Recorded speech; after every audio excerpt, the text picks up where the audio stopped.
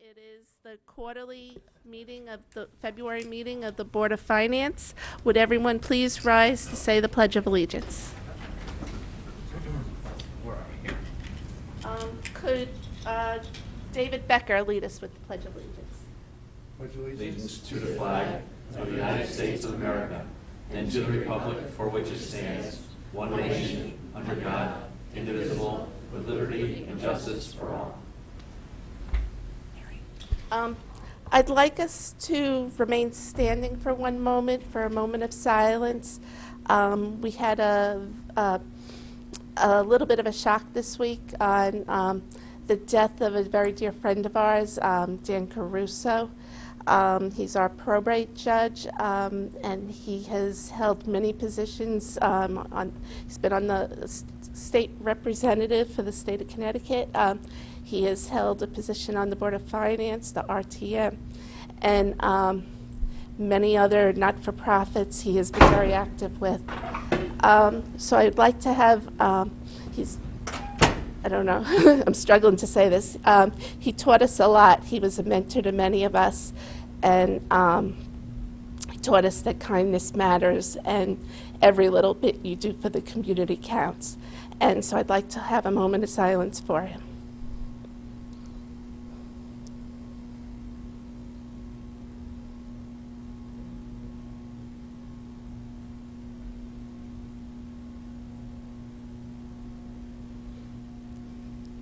Okay, thank you.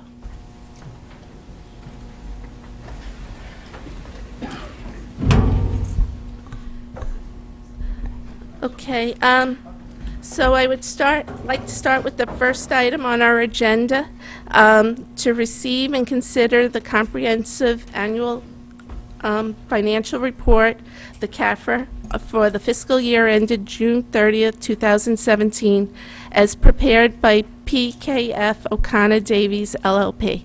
I'd like to welcome Joe Centofanti and Catherine.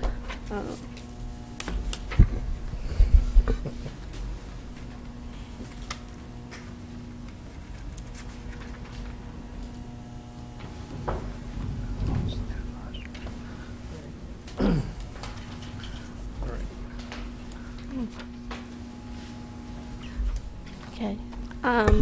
Welcome, and everyone should have received a presentation report from Mr. Centofanti, and I guess I would like to ask you to lead us through it, and if you have any comments that you would like to say about the audit.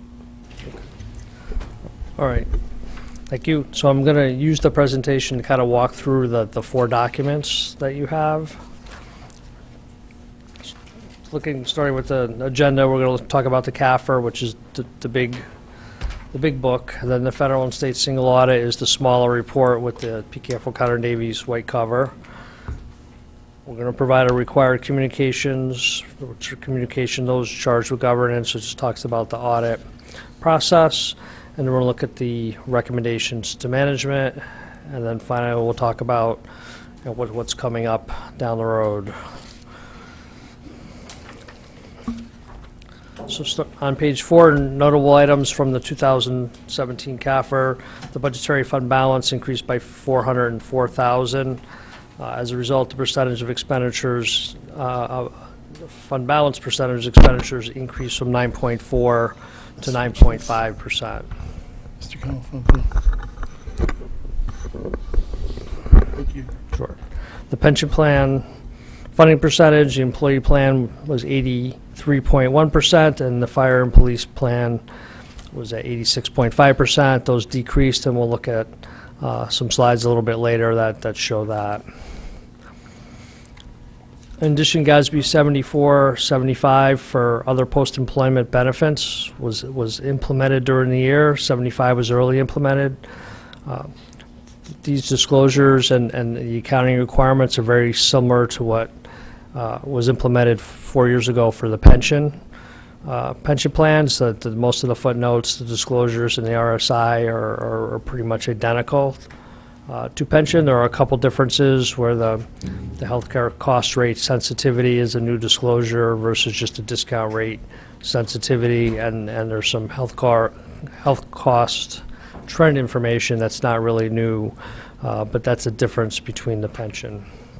So we'll look at some of the disclosures in a little more detail. The net impact, the net OPEB liability that's reflected now on your financial statements versus just being the RSI is approximately $102 million, and we'll look at that a little bit more, that calculation in the RSI. As far as your OPEB plan funding percentage, the employee plan is at 28.5%, and the fire and police is at 23.4%. We'll look at where that falls, some perspective in an upcoming slide. As far as what was new from a GASB requirement perspective, talked about 74, which was implemented. There's a couple other GASB statements that didn't apply to the town. GASB 77 for abatement disclosures, which didn't have any of those. Some of the pension plans provided through multiple employers, that the town didn't have any of those type of plans. And then GASB 80 is the blending of component units. That didn't impact the town either. This is one of GASB's favorite topics, component units. This is probably like the 6th or 7th GASB they've issued on that topic. So starting with, again, the CAFR, the opinion on the financial statements is on page 8 through 10. The section headings in the opinion show the level of responsibility we take for each section. So the opinions were unmodified opinions, which is the type of opinion that you're looking to receive. Under other matters, the required supplementary information, we give a little bit of assurance on that. That's a lot of the pension and OPEB information we'll look at. The supplementary information is the supporting schedules in the back after the footnotes. We give in relation to assurance on that they're fairly stated in relation to the financial statements where we provided opinion. The introductory section, the statistical sections, we don't provide any responsibility on that. They're in there, for the GFOA certificate program. On page 11 through 19 is the management discussion analysis. This is a good executive summary, highlights the changes and as compared to the prior year. If you look at the first 6 bullets are the kind of the financial highlights. The first bullet does talk about implementing the new OPEB accounting standard and what that impact on the financial statements was at beginning and ending. And then as in past years, the discussion of current changes, the fund balance percentage, again, up to 9.53, the status of the internal service funds, which we'll look at in more detail, general fund budgetary highlights, and capital asset and long-term debt activity changes. So Exhibit C, it's on page 23.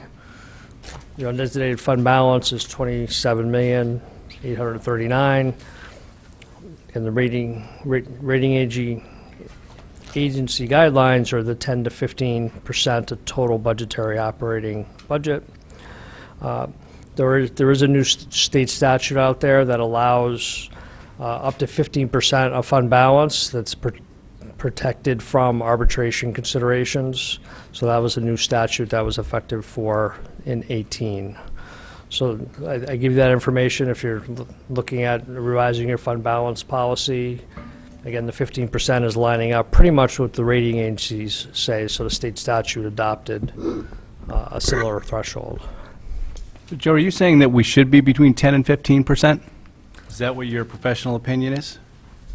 Yes, I think that's a better range to be in, 12 to 15. 12 to 15? Okay. So we're still low. You're low. You're a little lower than that, but you've been moving up. The table here showing you've increased to 3% over the last 5 years. So we got some work to do. We should continue to do what we've been doing, which is at least at a minimum, basically funding what our budgets are requiring it go up, at least on a yearly basis, so it doesn't go down. Right, Correct. and then we have the added consideration that's happened the last couple of years of what the state is doing, so that even creates a another reason maybe to have a little bit more, Cushion. yes. Okay. So in regards to the policy that this board has adopted, it seems to me as though, based on what's going on with the state, that we should start at least looking and revising that to have it go a little higher, the minimums. Yes, yes, I think that would make sense. That make sense? Yes. Okay. Yep. Thanks. Well, we're going to make sure our recommended minimum is not below Need to turn on the microphone? where we are. Yeah, we've always done that. Right. That was- Question here. Sure, Mr. Matola? It's okay, just a point of clarification. Is this a rating agency recommendation? It's not a recommendation. It's some of the guidelines they use what they consider a strong fund balance position. And, yeah, what are the guidelines? I mean, Every rating agency is slightly different, but Mhm. yeah, the thing is S&P is the one that started out that I had that they actually provided me something at some point that was recommended 8 to 15%, 10 to 50% as far as being their evaluation, wherever box they checked, that was a strong fund balance. Again, and that's several years old. Again, a lot of things have changed in the last 5 years. So I don't have anything updated from them if there's any different, but this is what's been in the norm for the last, 5 years. Okay, because my understanding was rating agencies didn't actually give a percentage, They don't a give hard percentage. They don't give a recommendation, but in their evaluation, they say this is a strong fund balance, which is indirectly not a recommendation, but an evaluation of you probably want to be in the strong category. It provides a target. Right. Yeah, what is the average in Connecticut? I mean, that's, or, yeah, AAA. And we have 3 agencies, I believe. For AAAs, we're well below it. We're on the low side.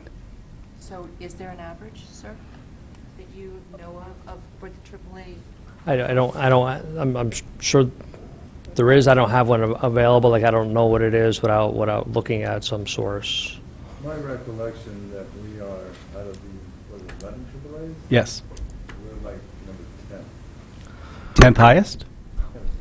10th lowest. Microphone isn't turned on. 10. Yeah, I don't think it worked.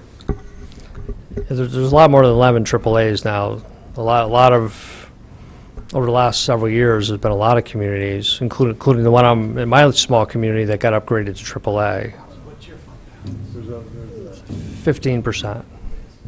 A lot of them are, Joe, I don't know if you've looked at it, but we've looked at it, and this body got the documentation about a year ago when I supplied it to us, are well, like, north of 12%. I mean, for a while, we were second to last place. We might be third, might be. We might still be in second. There's a couple of ways to look at it, and one of them, I think we were in third to last, and one of them we were second to last. It's interesting to note, though, that Greenwich is last. Well, but we all know, what's the reason for that, and why they're last, Bob? Why don't you explain that for, especially Mrs. Well, I mean, Asmo, who's not but been I here for think some of what- these meetings? Well, no, I think that just points out that there's many other variables that impact what your rating is. Yeah, because they have no, And they have no debt, have almost basically. not, they have very little debt. Very little debt. Up until a couple of years ago, They had they no had zero debt. debt. Yeah. They would just fund everything right out of operations, because their Right. financial sheets, balance sheets were so strong. But it's a hard town to compare yourself to. Okay, Mr. Matola? Real quick, so, I struggle with this, and I know what this board has been doing over the last several years. Did you say that, based on your experience, a strong fund balance is between 8 to 15%? That's a specific documentation I think I got from S&P that they would, again, they consider other factors, but they would rate that as a strong fund balance position. All right, that's what I need to hear. Thank you very much. And we're about 9.5% right now, right around there, right? Right. Okay. Yeah, I know, that's our goal, to get there. Okay, thank you. Canon, I mean, being a coastal community, most of the things are pretty clear that that's an average. overall, being a coastal, that's consistently a red flag for us. So it's consistently been sort of a red flag in that we're coastal, so our threats are more significant. We're going to Yeah. be bringing the committee back together again, but I think what David's talking about is in the past, when you look at what range you should be in, one of the things they look at is where your community is located. And if you're along the shore, and if you have experienced hurricanes or can have significant hurricane damage, such as this town absorbed during Storm Sandy, that puts you at a reason why you should be percentages higher, actually. And, you have to look at that when you're forming what your fund balance should be and what the policy should be. And this community had been extremely low. We had the selectman prior to Mr. Tetro. One time it told this board and other bodies I've been on that we should be around 5%. And he had actually used fund balance to bring it under 5%. And it's taken a lot of work on the part of this board and the other town bodies to actually put money into this thing. And I also will compliment the running of the town, because we've had some significant surpluses that has been the only reason we've been able to get this fund balance up as quickly as we have without making a major investment in charging our taxpayers. I mean, the taxpayers in the end pay it because they're paying taxes, and we've been able to bring operations in lower and have larger surpluses on a yearly basis. So we are paying for it. But I will definitely give the town credit, finance department credit, for selectmen credit in regards to running smooth operations that have, we've got lucky on some things as well. Yeah, I don't disagree with you. I just think we have to keep the taxpayer in mind also, that's all. And we've had a AAA bond rating for many, many, many years, and we have contributed to this every year, the right thing to do, and obviously we need to get that committee back together to discuss this. Thanks. Ms. Marmion? Yeah, I just wanted to follow up with both Mr. Walsh and Mr. Mottola, that was going to be my point. Under our past for selectmen, I believe we were at 4 or 5%, and then we raised that amount to, I don't know what we went up to as an intermediary. And I'm not sure, frankly, when we got our AAA rating, where we were, but we obviously met some criteria there, which is good. And I would be interested in, I know there's a range, 8 to 15%. We're at 9.5%. It looks as if we're well within that range. I am concerned, as Mr. Mottola pointed out, that we don't increase the taxes for our residents, but I'd also really like to get that average, just kind of look at the average of the towns who have their AAA ratings, because I think it would give us some good perspective. Maybe we have that I information. can send it to you. Yeah, that would be great Sure. to take a look at, because I think we're going to be looking at this, obviously, in the next budget. Thank you. Any other questions, or can I have Mr. Centofanti continue? Good? I would, if I could, Sure. just if there is, like, a sheet built out with that analysis, it'd be helpful to put some of the other key components to it. And I know that the Fund Balance Committee is, when they do their work, usually does, but there's a lot of factors to it, right? So the fund balance is in one area, where your pension funding, things like that. So there were times that we were, say, lower, but other percentages are up, that some of those have now sort of dropped off, as you'll see even more, tonight. So sort of that totality of the situation. So when I see some other ones drop, and then I see us as a coastal sort of in the range, but on the lower end of the range, that's where I start to get personally concerned. So that's it. Okay, Mr. Centofanti. Okay. And on pages 10, 11, and 12 is just showing the fund balance, again, the growth from 2013 to 17, just has been a nice steady increase as far as the percentage of undesignated fund balance, which is the portion of fund balance that the rating agencies look at, is the undesignated piece. Total fund balance, which would include the assigned piece. And the budgetary fund balance, which is where the 9.53% is calculated off from. So the change in the unassigned fund balance last year, I'm on page 13, was 27,435. The net change, net increase in fund balance from Exhibit D, which is on page 25 of the audit, was 1,198,000. The net of the increase in encumbrances and the cancellation from prior year was 794,000. So your unassigned fund balance at June 30, 17 is the 27,839. Again, so the encumbrances have an impact of what the unassigned balance is. If encumbrances go up, the unassigned fund balances go down.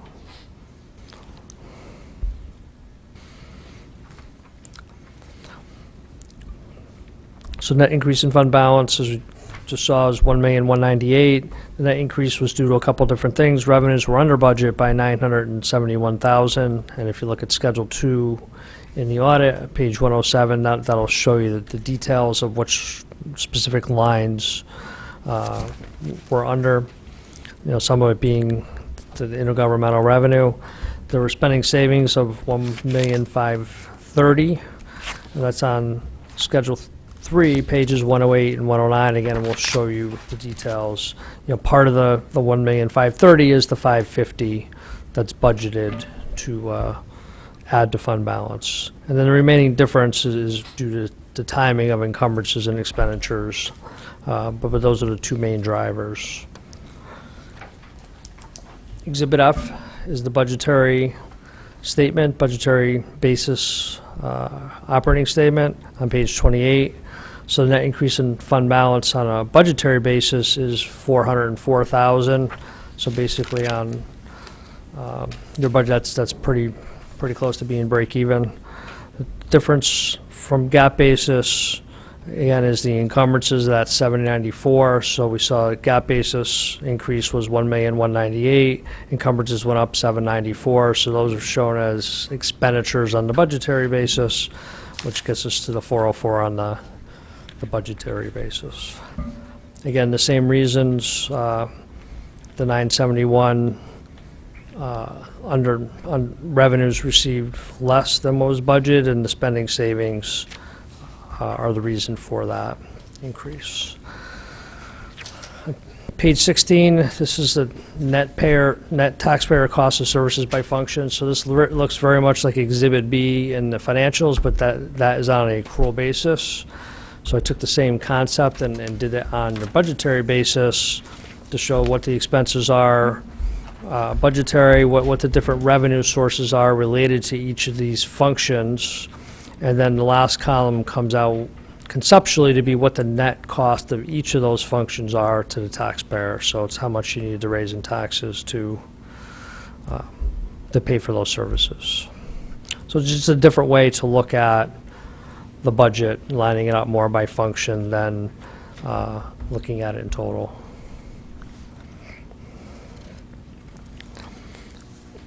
Internal service funds are on page, in the audit, pages 29 through 31. The current year, there was a total operating loss of $861,000.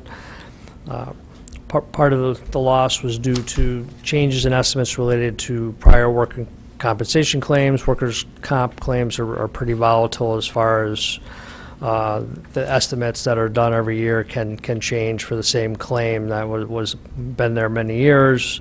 And then the other part of that was the Board of Ed changed the estate plan, and they used some of the monies that they had that were unspent from their medical plan to transition into that plan.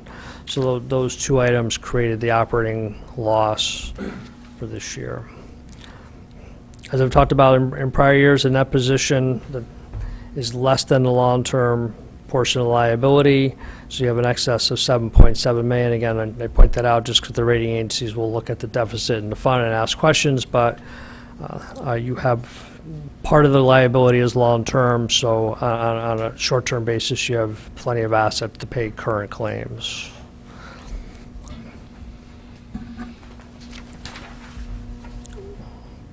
And page 18 shows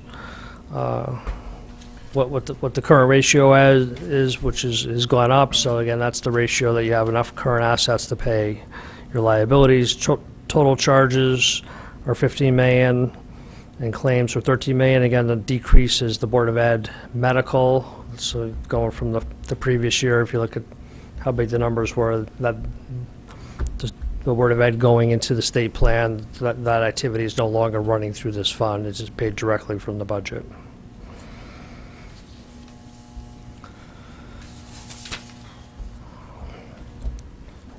Exhibits J and K, page 32, 33 of the audit, are the pension and OPEB funds. So for pension, there was an increase in that position in total of 22.3 million. The increase in fair value was 32.3 million. So the increase in fair value accounted for all of your increase in that position. Same in prior years, several RSI schedules, so we'll look at a couple of them. RSI 2 shows the funding percentage decreasing from 87.8 to 83.1 for the employee plan and 87 to 86.5 for fire and police. So due to the fact that you're having a pretty good increase amount in that position, the variable in what's happening is your liability is growing faster than your assets. And I don't have the details of what may be driving that, but that's something, and I know the actuaries are up later, that maybe they could answer why the liability is moving up at the rate it's moving. Your annual rate of return was just over 10% for both plans as compared to about 1.2 in the prior year.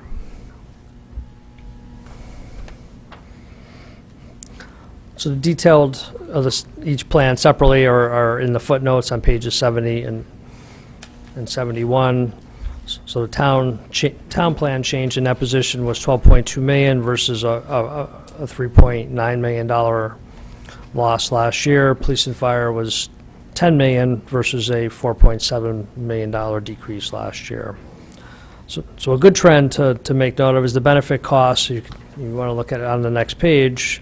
For town went down 612,000 as compared to the prior year, and for police and fire went down about 430,000 as compared to prior year. So on page 21 and 22 for each of the employee and police and fire, just give you some high-level stats as far as what the total contributions were, the net investment income. Again, the benefit number you can see it was on last year it was a big spike. This year it kind of backed down a little bit by that 600. And then what your planned net position was, again, which is growing, but then your funded ratio is decreasing. So the other variable of that is the liability is increasing faster than your net position is. And 22 is similar for the fire plan, where net position again did go up by over approximately $10 million, but there was only a slight decrease in the funded ratio there.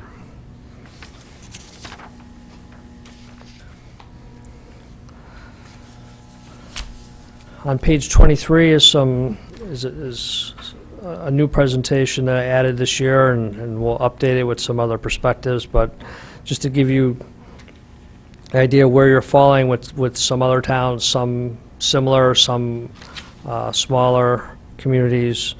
So as far as for employee plan, where you're at your 83.1% falls, some of the AAAs are, Greenwich, Stamford, Norwalk, Fairfield, Bethel, Westport, New Canaan are all AAA communities. Again, and I give you the actual assets, so you see some plans are smaller and some are similar in size, just to give you some perspective. We talked about the audit committee level, that next year I'll add the bond rating information into the slide and really what the discount rate is, because those are two variables that will impact that. There's not as much diversity in discount rates anymore as there used to be, as everyone is pretty close to 7% at this point. But we will add that to the slide for perspective next year.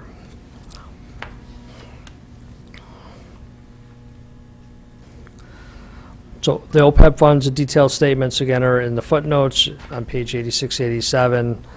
The OPEB liability from the opening liability did decrease by $1 million for the town. about $400,000 for police and fire.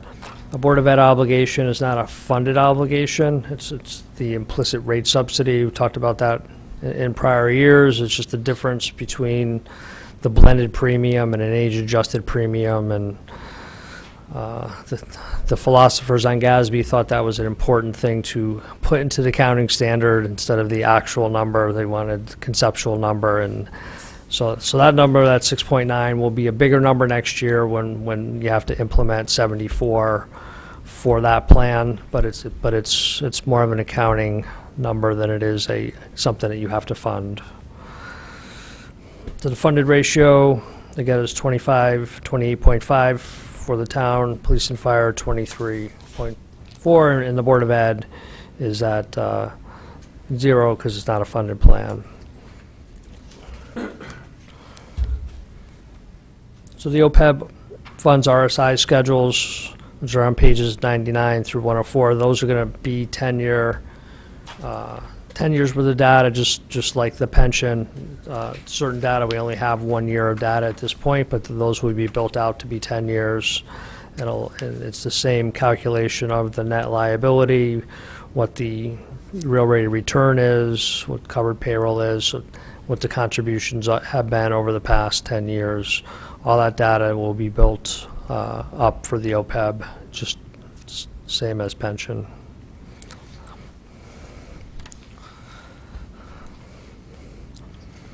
And then I did similar schedules for the OPEB employee plan, just again what the contributions were, the net investment income, what the benefit number was. Again, that went down slightly. The change in net position, the investment return is actually a little bit higher for the OPEB plan, and what your net position is, the 18.5 million at this point. And you see the funded ratio at 28.5, and then similar for police. Again, it's same investment rate of return as for the employees plan. And then I did put in the Board of Ed plan, again, not funded, but that liability did decrease significantly from the 29 million down to the 16.6 million. Again, that number will be calculated differently under GASB 74 and will go up next year. And on page 29, add a similar slide to pension, just the OPEB funding perspective, just some of the same communities and where they are funding, and your 28.5 for the employee plan as compared to, again, at least all but one, I don't remember Stonington, are AAA that are on that page.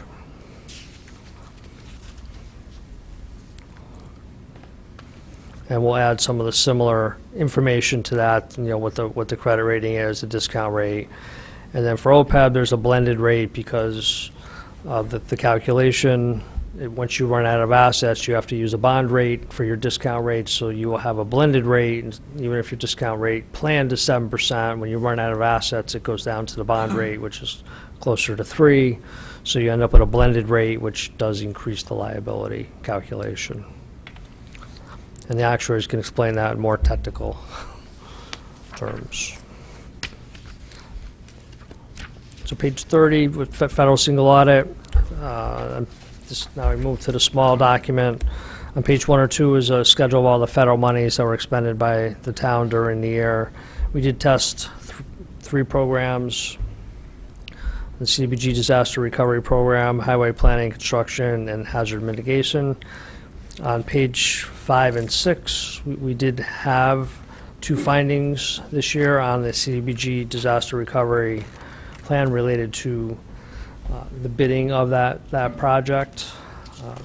So the specific microgrid project wasn't formally bid, and so that which is required for a federal program. And then, in addition, that the contract with the vendor didn't include the requirement to pay prevailing wages, with the federal prevailing wages, because it's a federal program. So there's no question costs. These were findings because these are specific compliance requirements, as the federal agencies require us to test. So there were findings, there was no question costs related to these programs. So we still, they were reportable findings, but we didn't modify our opinions, so you still got an unqualified opinion on, unmodified opinion on compliance, but these were reportable items.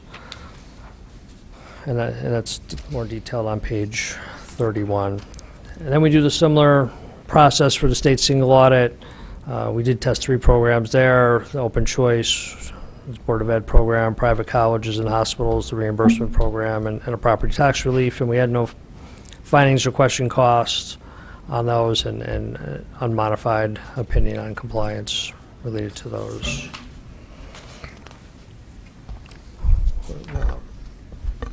You should also have our SAS 114 letter, the auditor's communication with those charged with governance, in your packet.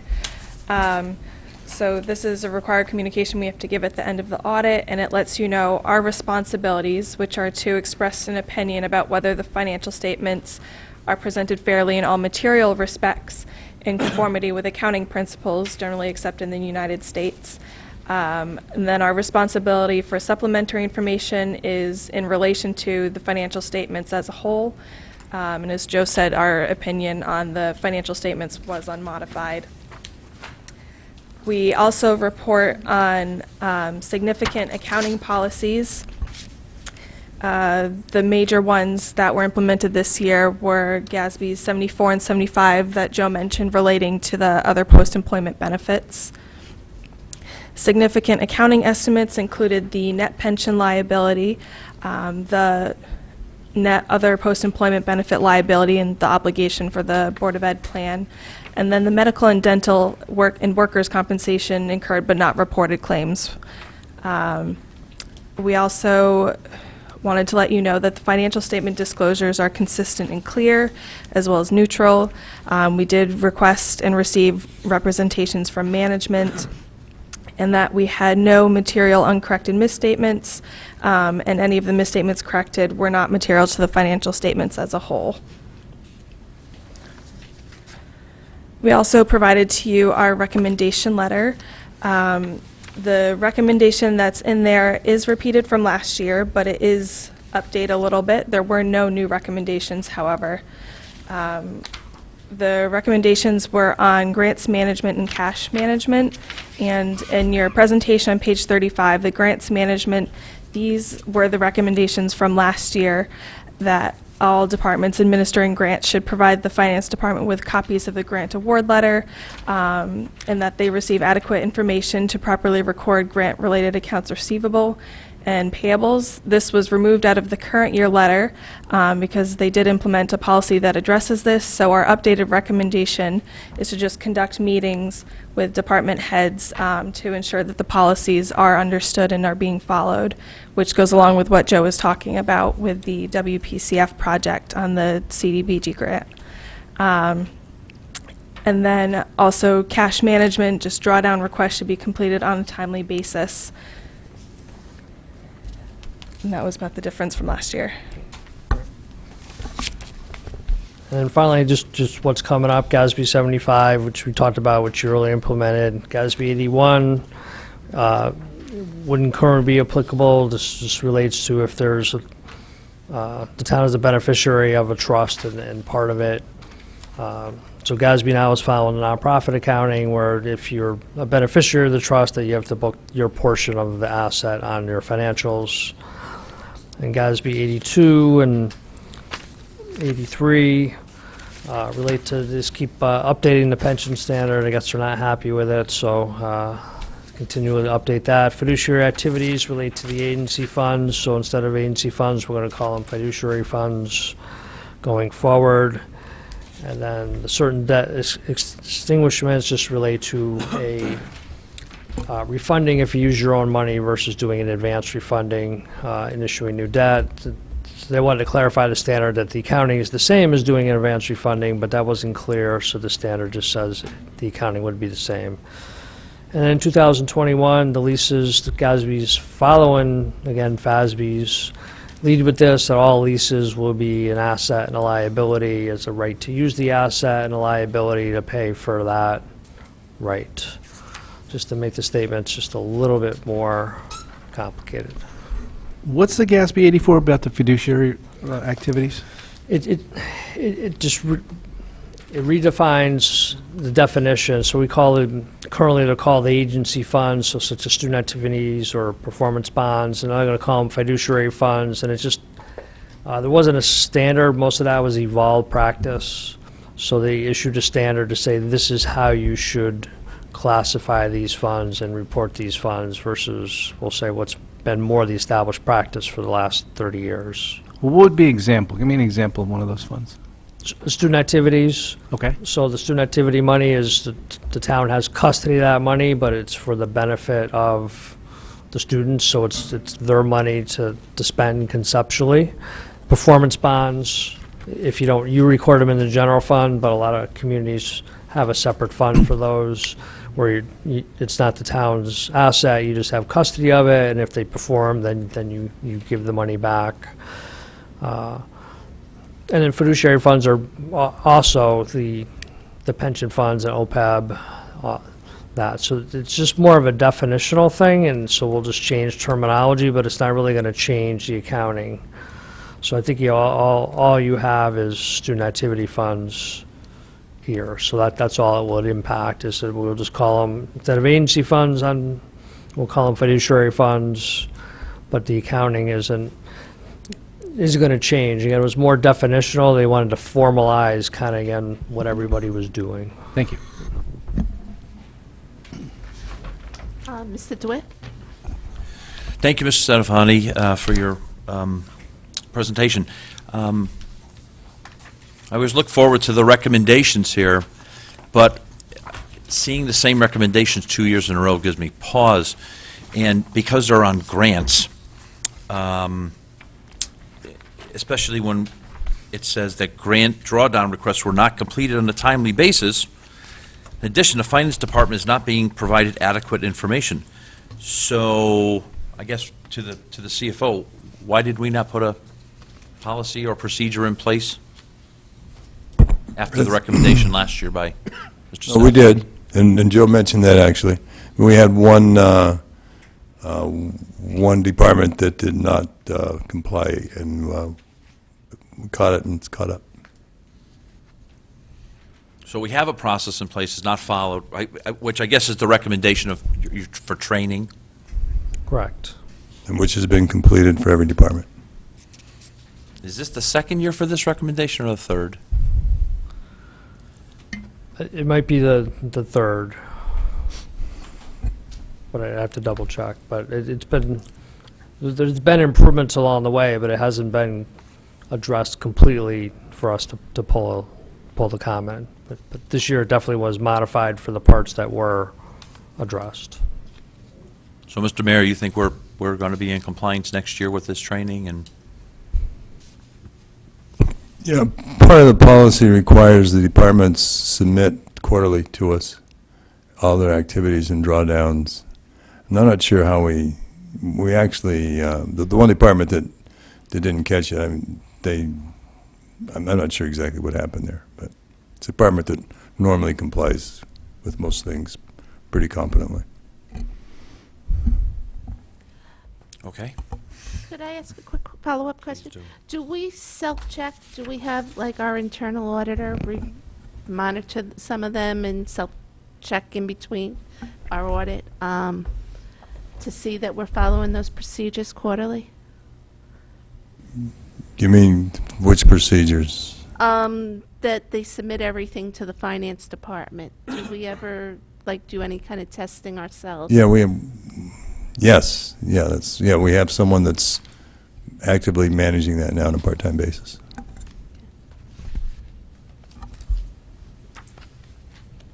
Anyone else? Mr. Walsh? And this to Bob and Caitlin. What surprises did you learn along the way in doing this CAFR and doing the audit? Anything that surprised you, that any of the results surprised you when it came out? No? Mr. Sanafani, same question. There was no surprises. No? Nope. Everything came out the way you thought it was going to come out? As far as much expectation we could have, yeah. If there's something that doesn't meet expectations, we would look at it and do our procedures on it, but nothing. Okay. Yeah. On the federal audit, this microgrid, how did it not get formally bid if that's a requirement of the federal government? Well, it's also a requirement of town policy, and you know, and then we invited Mr. Michelangelo to respond to that, so he's here. Okay. And did this have to go through the purchasing department as well? It should have. And how did they not catch it? Uh, Because aren't they like supposed to catch that if Yeah, Mr. it's, Michelangelo? yeah, this, back to your earlier question, this, I guess, was the one surprise. Oh, you said there was none. I knew we were going to talk about this. You knew we were going to talk about it? Yes, that's why you invited Joe here to talk about it. Thank you. This is also the one grant, same thing? Yeah, no. So this wasn't the department that caused the other recommendation problem? It is not, Okay. no. Okay. Thank you. Joe Michelangelo, Director of Public Works. Just give me 2 minutes just to talk through it. In early 2013, the State of Connecticut Department of Environmental Protection had a new program, the microgrid program. Brand new in 2013, never existed before. Town of Fairfield submitted 2 applications, one for the police station project, one for the water pollution control facility complex. We were awarded the public safety one. We were not awarded, and there was only about a dozen awards statewide. We were not awarded the WPCA one because it was in a flood zone, hazardous area. It was too vulnerable to have the microgrid there. So we proceeded with the public safety complex. We issued a formal RFP, and we had 2 responders, Snyder. So this was in April 2013. 2 responders, Snyder and Honeywell. Snyder was selected to proceed with the police department project, and that went along very well to its completion. In 2015, that's when the Community Development Block Grant Program, disaster relief, all the funds became available, which Fairfield probably had 10 or 12 such awards of projects. Deep being aware of this project before, and one of the grants that we got was the hardening grant, which solved the issue of the WPCF being in a vulnerable location. So that was the the golden ticket. Now that problem will be solved, it's eligible for a microgrid. It was literally like a 10-day or 2-week time frame. Submit that application, and you will get the award for $2.5 million. So that is why Honeywell, the other responder, was not interested in proceeding with it. We had an existing RFP, albeit for another project. We had Snyder submit the information, the proposal to do the work, and it was awarded. So there wasn't anything, there's no reason to do it other than that. We would not have got the award if we did not have the current vendor that we had working on another project initiate it immediately. So this was a state grant or a federal grant? Well, the Community Development Block DR program, it's HUD funding, it's HUD funds, housing and urban development from the feds, administered locally by the Connecticut DOH. So as far as the technicality of if they're federal funds passed through by the state and they become state funds, that's not my my area of expertise, but that's how the funds get to the town of Fairfield. Okay. Mr. DeWitt? Was the issue that it wasn't a competitive RFP because we only had one bidder? Well, we didn't have a specific bid for the WPCA project. Oh, you didn't bid it at all? Correct. We utilized a previous bid from So about single- 18 months so- ago. So you had a sole source, you basically proposed it as a sole, you proposed it as competitive, but it was a sole source bid. I mean, only one person was involved. Correct. Mr. Matola?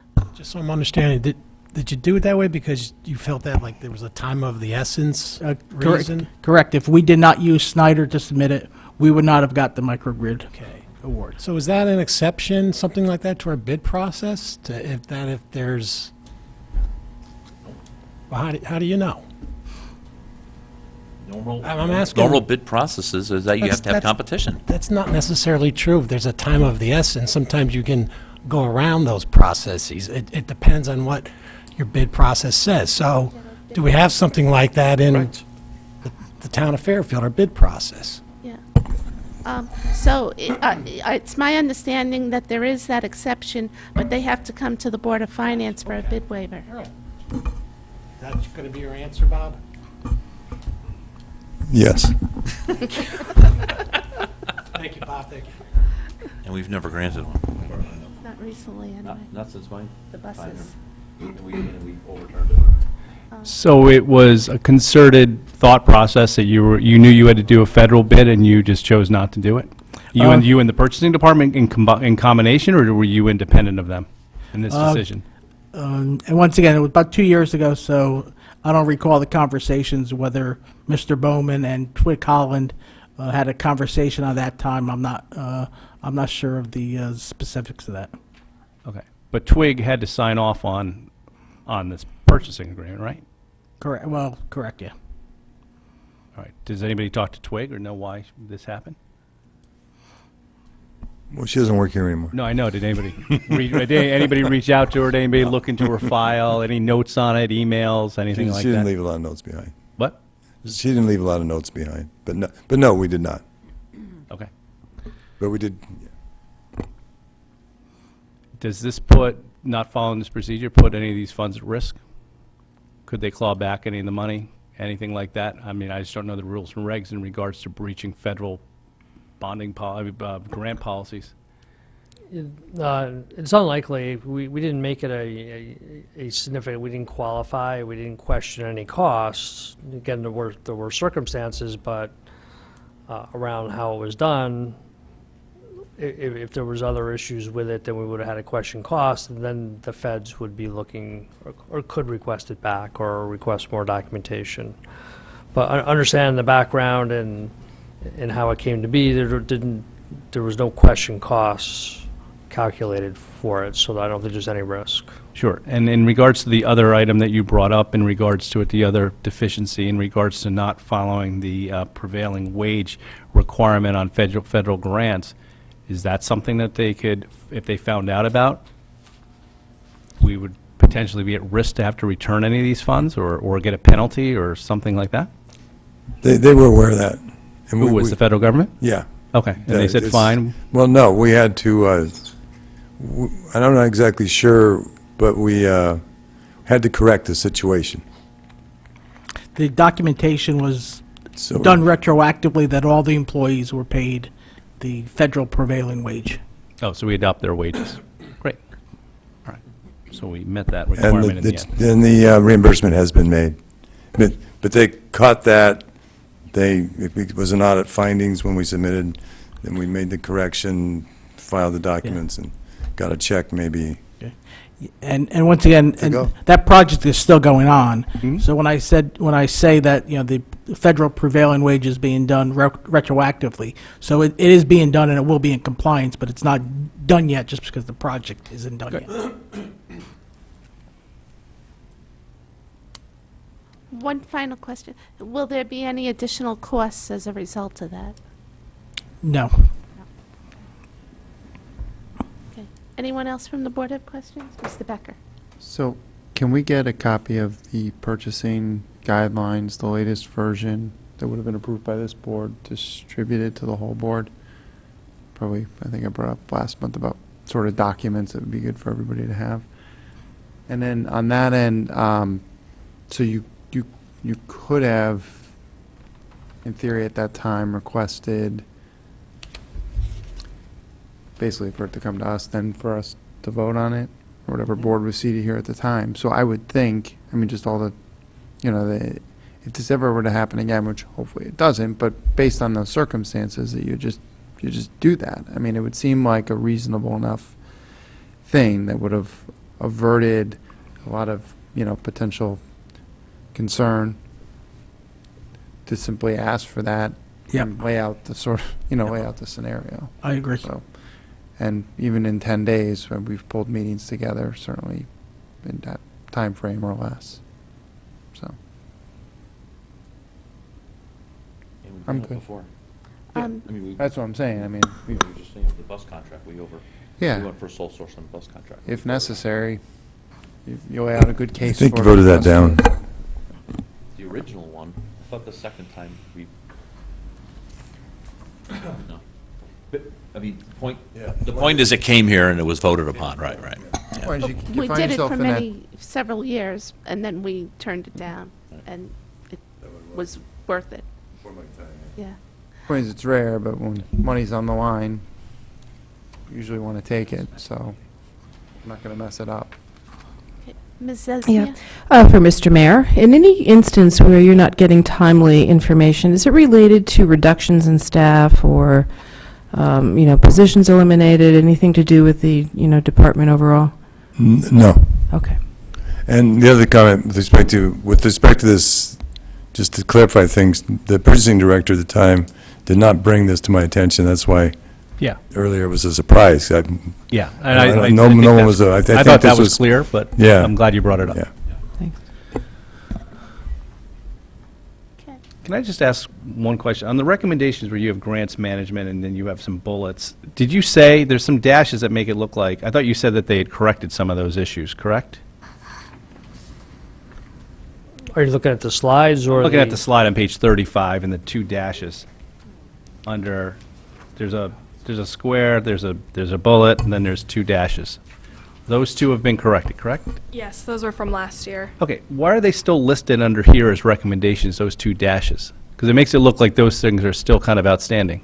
That was my fault putting Oh, it together. okay, no It problem, wasn't no very problem. clear. I just want to make sure, because I think it's, commendable that, at least in regards to that recommendation, even though it's still minorly there, that there has been, I think, significant progress made. So, Bob and Caitlin, I think that's been, I guess, a great thing. So, thanks. I just want to make sure I understood it correctly, because you said that, but then when I'm looking at it, I'm like, maybe I didn't understand that correctly. Yep, the current year recommendations are in your letter. Yeah, okay, thank you.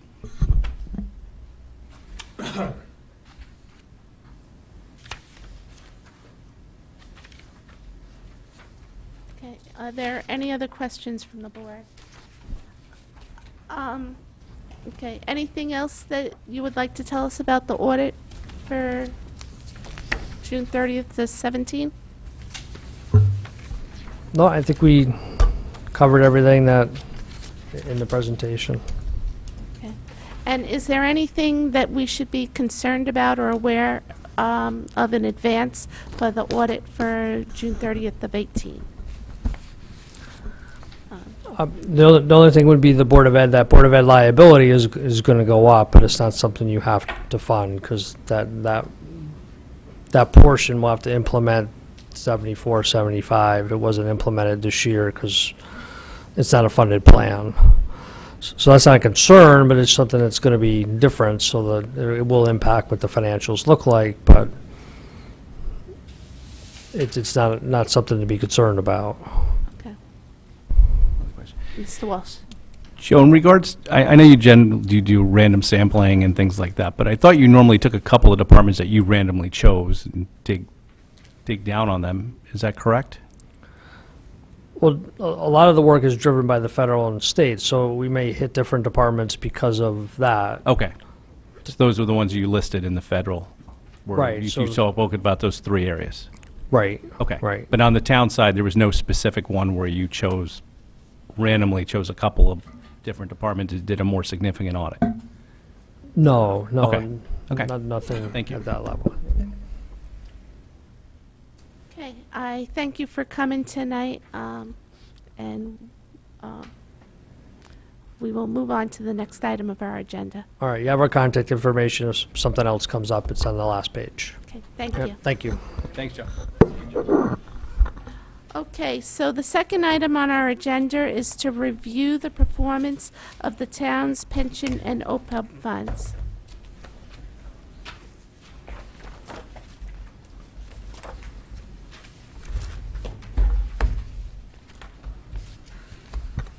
Okay. Welcome, Mr. Vahey. Good evening. Do you want to walk us through the financials that you have provided, and is there anything you want to note in advance? No, there's nothing outstanding. It was a good year. If we could do OPEB first, just because it's shorter. See, we ended the year at almost $38 million, and that its return fiscal year to date, a little over 8%, 17% for the total year, and 7.55 for 36 months. And we verified that its target return is 7%, like the other pension funds. So that's all good. And I will say that most of the returns obviously were driven by the fantastic year in equities, and that fund has more equities in it than the regular pension fund. Then in the main pension fund, we'll see at year end was $390 million.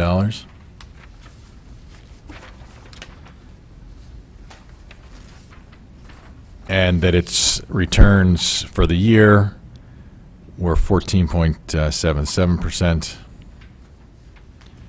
And the fiscal year to date at that point, so halfway through, 6.83%.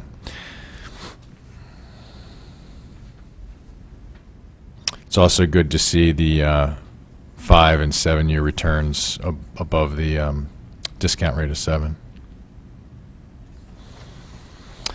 Only other thing to note, we were a little overweight in equities because the market was just on fire through the fourth quarter. We rebalanced that at our last meeting to get them in line with targets, and allocated the money to where we had been underweight just because of the outperformance of the equities. Are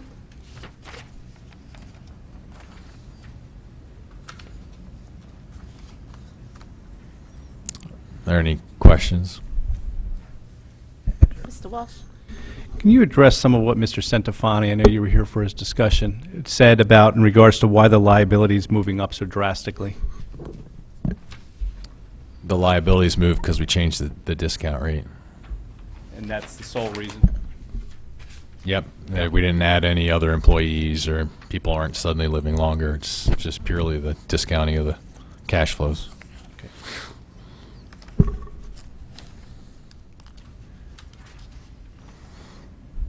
And the actuary's coming this month, tomorrow.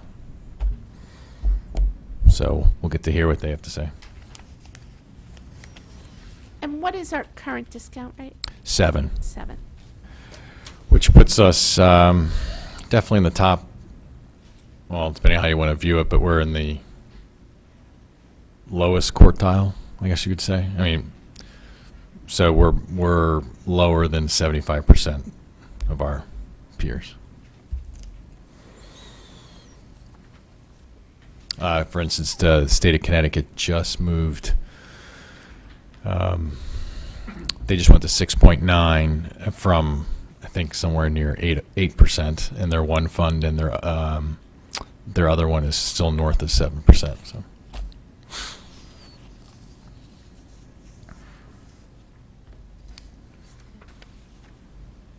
Any questions? Everyone's good? Did we just do an experience study?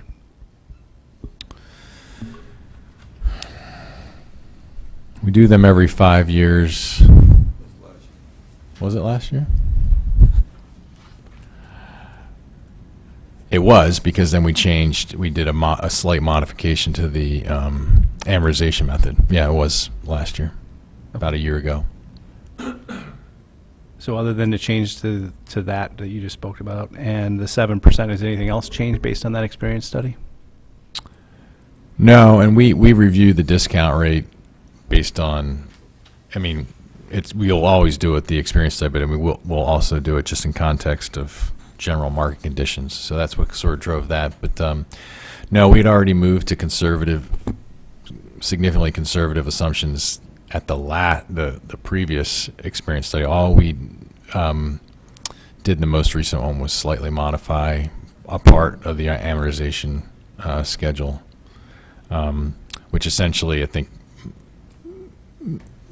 big picture, just made the annual contributions slightly easier to bear for the next couple of years. And I will say that based on this performance, we do, it is smooth, but I can't predict the next couple of months, but if we even just continue with sort of have 0% return, since we've already gotten over the 7% assumed return, that's a good thing from a, right, anything extra sort of will reduce your contribution on a blended basis. And why did you do that to make it more easy to, or I forget the exact term you used, over the next couple of years? I'd have to go back. What was the overall? It was the change that we made in the one amortization schedule. It was for which I'd have to go back and look at the. It was a minor one, and I think it was just affecting on one aspect of the outstanding liability. The outstanding liability amortization period was extended by 5 years or something. Because when we went to 7, that was going to cause, if we had done that and not adjusted any amortization, you would have felt the full brunt of that immediately. We're still feeling it, but all we did was stretch the unfunded portion over a longer period of time. So we're still paying it. You're just spreading it out over, I forget how many years, an extra 5 years. So does that explain why the cost went down, but the liability went up? Is because of the change in the amortization? No, change in discount rate. Just that alone? Well, I actually distributed to you guys the experience study a couple of months ago, I think, so you have that and you can read that if you like. But the discount rate from going from 7.5 to 7 has a majorly significant impact. And there's always a couple of other things that get changed, but the only other semi-major was the amortization change. So it's the net of the two. Yeah, so the change from 7.5 to 7 normally would cause your contributions to go up and would cause our funded status to look lower. Right. So it went from, I don't know, 87, 88-ish, probably down to the 80, I forget what they just quoted, 83, 82. So that net, that's what happened. We changed that amortization schedule, and it eased the pain, I guess you can say, as far as how you're going to pay that increased contribution. Okay. When the auditor was here, what I didn't quite understand is why our costs went down, but the liability went up. I would have thought the cost would have also increased. And so I'm guessing that's the change to the amortization? Costs go down? So our pension cost went down in this most recent year? Yeah.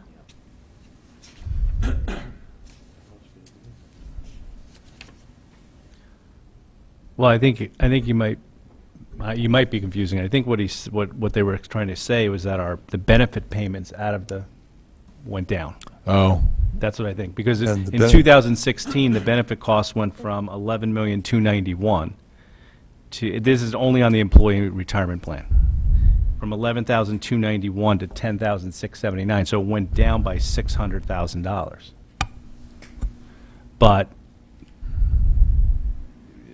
so that's what he was saying that we should probably ask, is why is that going down? But Yeah, if you look at page 21 of the handout That's what I'm that you looking got, the contributions pretty much stayed level, but the investment income went from $2 million to $17 million. So the net contribution and the benefits went down. Yes. So the net change position in the plan was $12 million. So it's almost like, he was talking from like a cash Yeah, flow basis, so- not like an actuarial. Yeah, so basically, you know,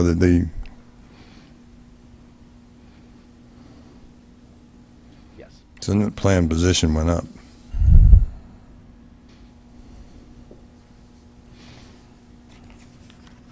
And I remember before we changed the discount rate, looking at the forward projections under the 7.5 discount rate, based upon just the realizing the 7.5% return, not the increased return that we actually realized, had us in the, getting closer to the 95 level. So significant differentiation by going from 7.5 to 7. Big difference. Okay, thank you. Anyone else with questions? Ms. Esmia? Thank you, Mr. Vahey. Any thoughts on, potential market corrections, interest rate increases, inflation? Yes, give us advice so we can sue you when it's wrong. It's worth what you pay. It's worth what you pay for it, right? No, volatility is going to be higher. Generally, that happens as the Fed is, they're tightening the spigot, so that usually always comes with increased volatility. And we've said it it's been announced several times, but we've yet to see it. But the end of the 12-year bull run in bonds is supposedly over. So the only thing I would that slightly worries me as manager of helping to guide these investments is we talked about correlation last time. Mr. Walsh asked about why do we have commodities, and you'll notice that they're positive. Yeah, I but saw that. one of the things we talked about, and I don't think explained it well, was really just diversification. That we try to have things that aren't all necessarily moving the same way at the same time. We may be faced with the next market turn for the worse.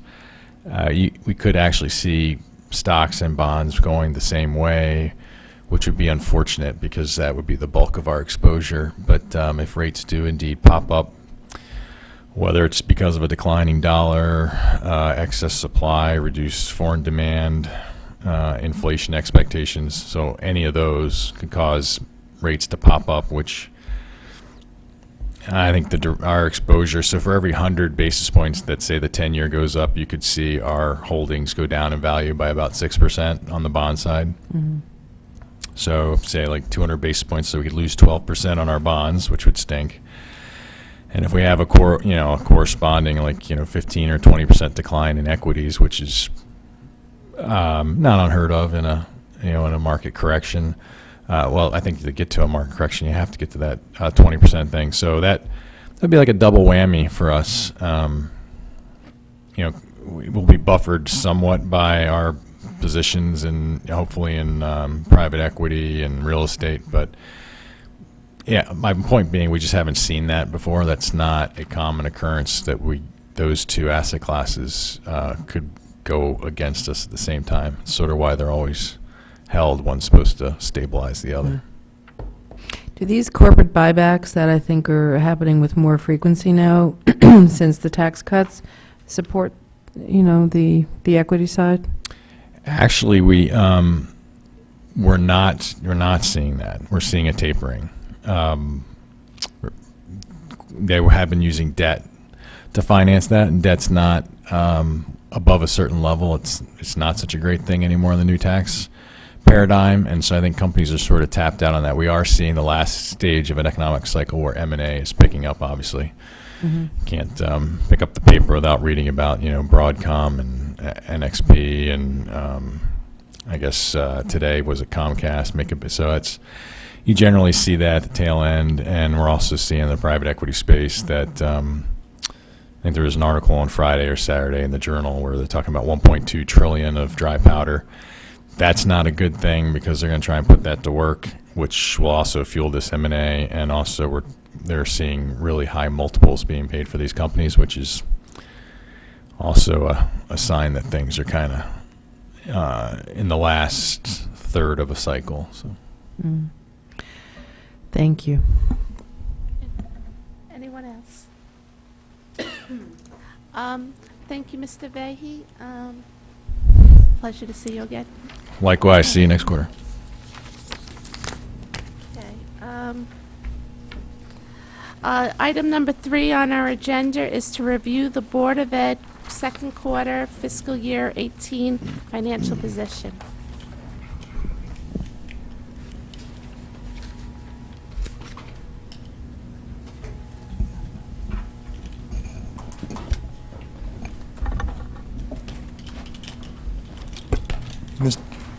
Ms. Chair, I don't know if this makes any sense at all, especially since, but Joe is here, and we have the 2 financial positions, and I think that Joe's presentation would be short on the pile cleanup. I just wondered if you want to even think about moving the agenda. Just a thought.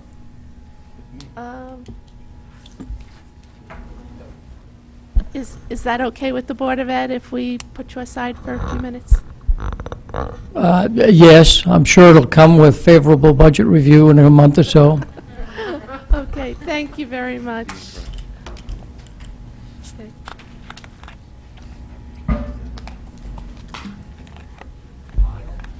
Okay, we're going to skip down to number 5 on our agenda to hear an update on the pile cleanup.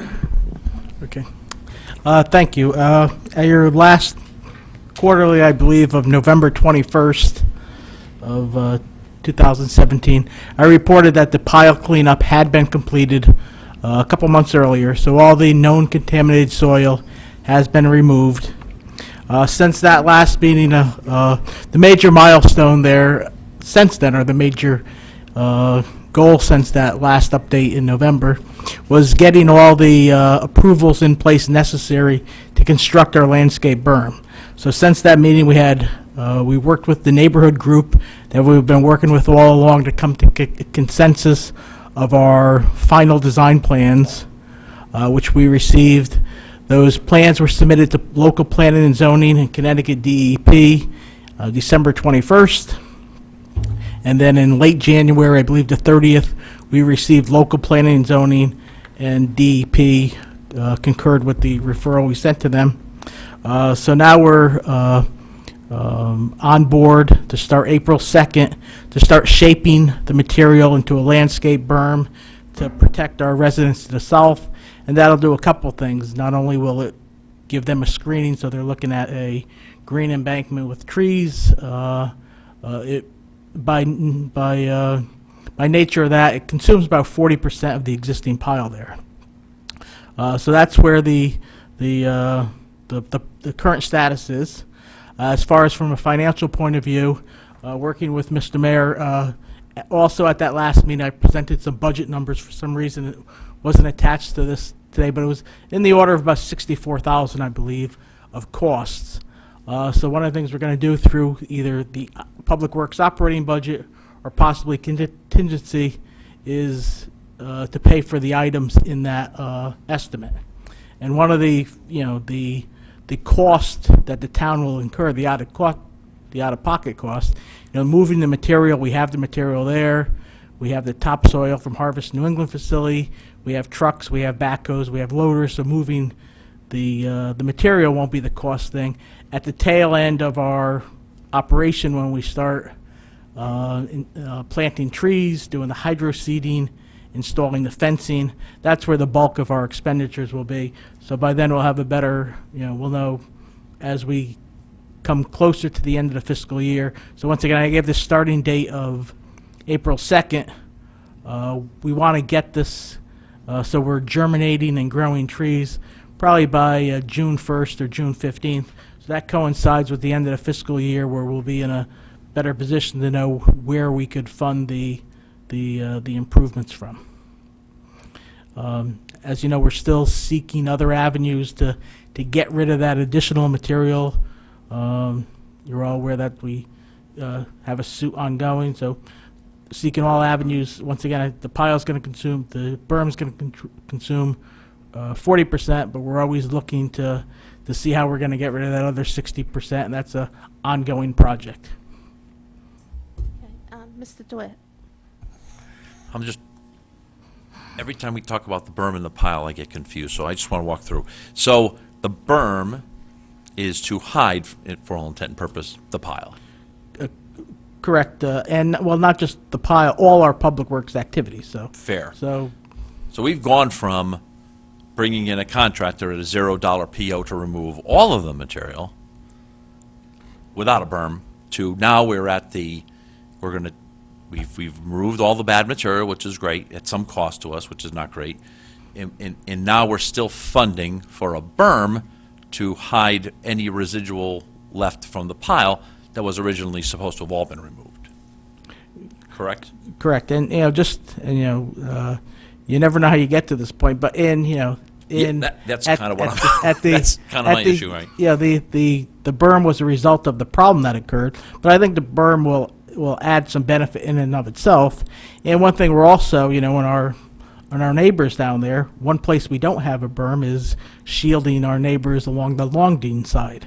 So that's another topic. We don't want to build a berm for ourselves, but if that's something that could mitigate some of the impact that neighborhood has through visuals, through sight, through sound, and we haven't gone down that road yet, but Right. in theory, that's if it works, if it's successful in one area, it could provide some benefit to the other 360-degree views also. Right, and I agree that we're covering what's left of the pile, but covering the facilities as well is a good thing. So after we take out whatever material we can out of the pile, how much of the pile, percentage-wise, will still be left for us to remove? Approximately 60%. So 60% will be left. Correct. Okay, thank you. Quick question, and then I'll go to Mrs. Barman. So is that 60%, that's considered good, clean fill that we can use other places? Well, once again, we'll test it according to protocol, but yeah, we believe that the contaminated material was in one isolated area. Okay, Ms. Marmion? So, could you just review for us quickly what some of those alternative plans are for the 60% of the remaining pile? You mentioned another burn.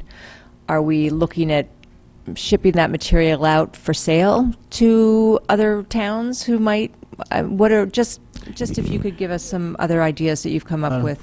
Yeah, correct. Well, once again, there's the pending lawsuit. But in addition to that, the contacts in our construction industry that are in the sand and gravel business, constantly seeing if there's any desire, need, if somebody has, the opposite. If somebody has a hole in one of area or town that there's a large development that needs filled, this could be a potential candidate for it. That's it? Just those? And once again, and ourselves managing our pile better through reuse in town for town projects too.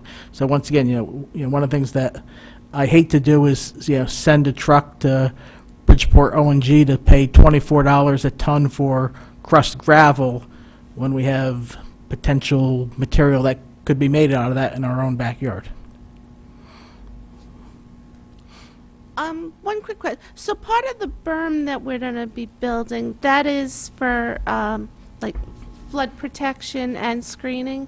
No, not around this location. Okay. So there is another barrier we're constructing around the water pollution control facility to exit to elevation 16, which is the hardening project. This is not part of that. This is a screening berm to mitigate the effects of our public works operations. Okay. Just Mr. one more quick Doyle. one. So the budget you were talking about possibly getting from contingency, unlikely for me, is that coming from this year's budget, or will we be hearing about this in a week or so in your 2018, 2019 budget? No, from the current operating year budget. So the berm will be completed before June of 2018? it'd be substantially completed. We want to get everything going, but once again, there'll be some work in the fall, some follow-up work. We don't think, every blade of grass will grow and every Right. tree will grow. So there'll be some shaping up in the fall, but substantially completed in So maybe in a this better way to fiscal say year. it is the majority of the funds will be spent for the berm to be completed by the end of this fiscal year, June of 2018. Correct. Got it. Thank you. Anyone else? No? Okay, thank you, Mr. Thank you. Michelangelo. Thank you, Bob. Who else can we put before the Board of Ed? Okay, I'm very sorry about that, but now I would like to go back to item number 3, to review the Board of Ed second quarter fiscal year 18 financial position.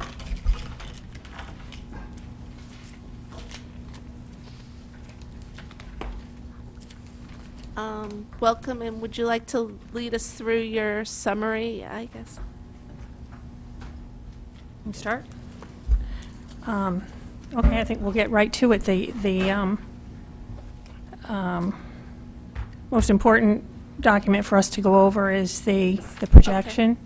Doesn't look like you have one in color, but the accounts on the top portion of it are under budget, projected to be under budget, positive balances. The accounts down below projected to be over budget, negative balances.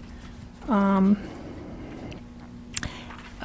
had mentioned in the first report that we expected a balance in health insurance, that once we went to this Connecticut, with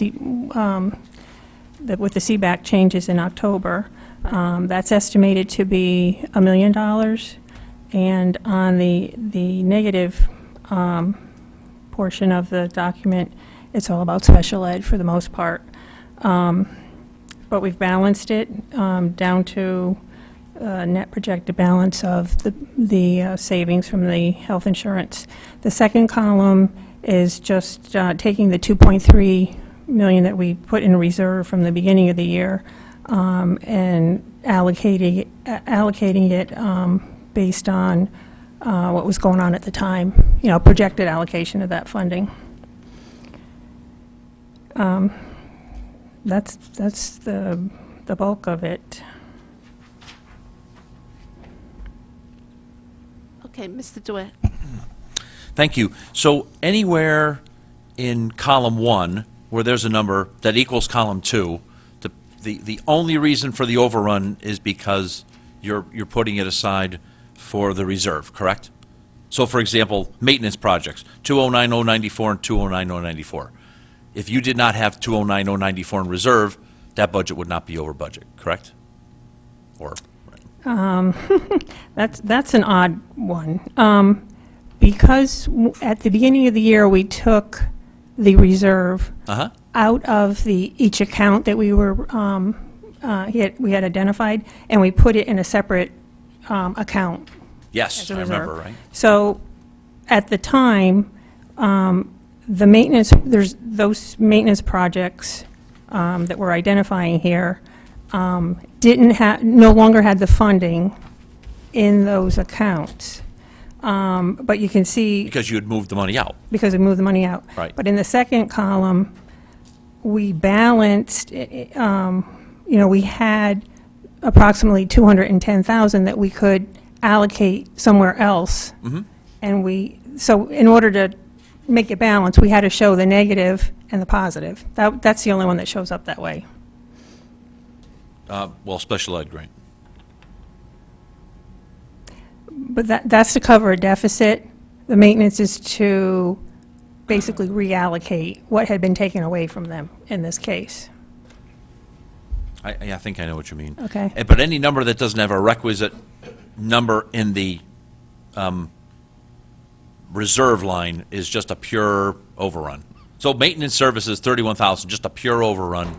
Right. Nothing to do with the fact that none of the money was pulled out of there for reserves, or that's just an overrun, which is fine. In one, I don't know if anyone else has a question on reserve before I wanted to go into another little detail. Okay. So I've been listening to the Board of Ed budget debates, and I understand that to reallocate the funding for supplies, and I don't know all the painful details, I'll ask it during the, I'll be a little more intelligent about it when it comes for the real budget. But to reallocate that some $400,000, some money was taken from this budget to buy things ahead of time, is that correct? Yes. Okay. Where is that money coming from, and what is that amount? The amount was about 403,000. Okay. And the, intended source of funding would be the health insurance savings. The 1 million. Right. So it'll come out, so in reality, it'll come out of that projected under budget number, that 1.54. I mean, if you lump that all together, you're saying it's going to come out of that one line, but you do have you have multiple items, 1 through 12 here, that are getting you to $1.5 million under budget. So it's not, so I guess the question is this, it's not coming from the reserve you put aside, it's coming from savings you have in the current budget. Correct. And if I might just say, we don't, when we say it was reserved, that was money that was planned in the budget. Our intent, which I think I've said in front of Board of Finance before, Yep. first quarter, is to make sure that if we had maintenance projects planned and we can still do them, we want to do them. So it was just held in reserve in case we had these items on the bottom, like in special education, and then some other things that were happening at the state. But they are planned expenditures, which is different than when we start talking about what we're doing for next year. Right, well, and you're getting right to my point, right? Because if tomorrow everything turned sunny and there were no other budget woes, you would take that reserve and you would allocate it across 13 through 23 and pay those bills, correct? As much as you could. Right? Right. No reason to hold it in reserve, right? Right. That's what I wanted to hear, because I feared that it was that number you were, I don't want to say fictitiously pulling forward, but that number you're pulling forward to buy material in anticipation of next year's budget is coming out of projected savings and not the reserve. That's correct. So that's a much better answer for me, so thank you. Okay, Mr. Matola. Just, so the savings from the CBAC, that is what the state negotiated? Is that? Yeah. So how do we get a benefit of that? So our employees then, the cost share has gone up by virtue of the state negotiating these concessions? The CBAC agreement is, there was a portion of it that impact health insurance for the state employees. Right. Our Connecticut Partnership 2.0 plan is related to the to the state employee plan. Right. So we were asked if we would be interested in accepting that agreement for October 1st and reaping the benefits of it now, or waiting until July 1. We opted to start now. We had about a week's time to digest everything and It's basically turn it lower around. premiums is the dollar piece. But it's lower premiums because the employees are paying more. No. No? It's lower premiums because there's different aspects of the plan that were projected savings. Okay, so obviously it's something you didn't have to negotiate with your employees, you could just accept it. Right. Okay. I will say, though, and I just want to say this because it is the Board of Finance, that, it was a big change for the employees. Sure. And so I just want to acknowledge that because we did only have a week or two to make a decision. And we knew we had a legal right, I should say, to make the decision. But we did call our bargaining units together to let them know why we thought it was really important, not only for the town, but for the school system, what the benefits were, and we knew that in July, we were going to be changing anyway. So we felt that as an executive team that it was not going to be wise for us to leave $1 million potentially. We didn't even know at the time. Was it going to be $500,000? Was it going to be $1 million? We thought it could be around $1 million. We just didn't feel like we were in a position to say no to that. I will say other school districts in the state of Connecticut, and quite a few, chose not to change. We just didn't feel like it was right for the school or the town. Thanks. Thank you. Expand on that just a tad. When we made the original switch to Partnership 2.0, the central office staff worked with our various bargaining units and very quickly got them to agree to a change that we could have imposed, but if they had disagreed with it, we wouldn't have been able to count on that savings in a given year. And so it was to the credit of all of those employees that we saved the original $3.5 million, and with 10 days' notice to go to an employee group and say, we want to change your health insurance again, which is always a difficult thing for people to think about, they said yes again. So next time you see one of our employees, say thank you. So I guess I'm still not following what exactly was the change between the July, I know there was the $1 million cost savings, but what did the change mean to the employees?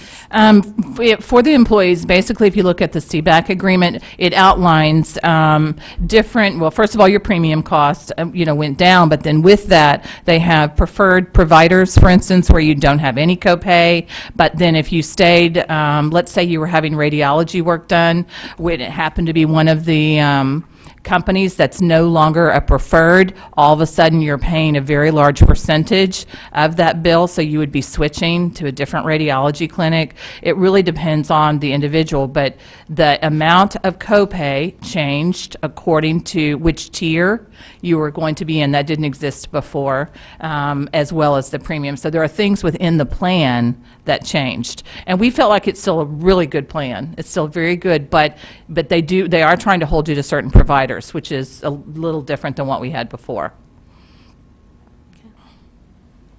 Anyone else? Mr. DeWitt? So compared to the year before, if you stay within your plan, within your provider network, you're paying less than you did the year before for the same coverage. As of today, really what it does is going into next year, it's like you're almost staying flat. And when we get into the budget, you'll be able to see that. Flat, but didn't, No, are you talking about the impact on the Board of Education? no, I'm talking about the Or on an impact on individual employee? each individual employee is paying less is what I just thought I heard the superintendent say. We had a reduction that started, Ms. Munsell, December 1st or January 1st? Do you remember? When they were started contributing less. October 1. October 1.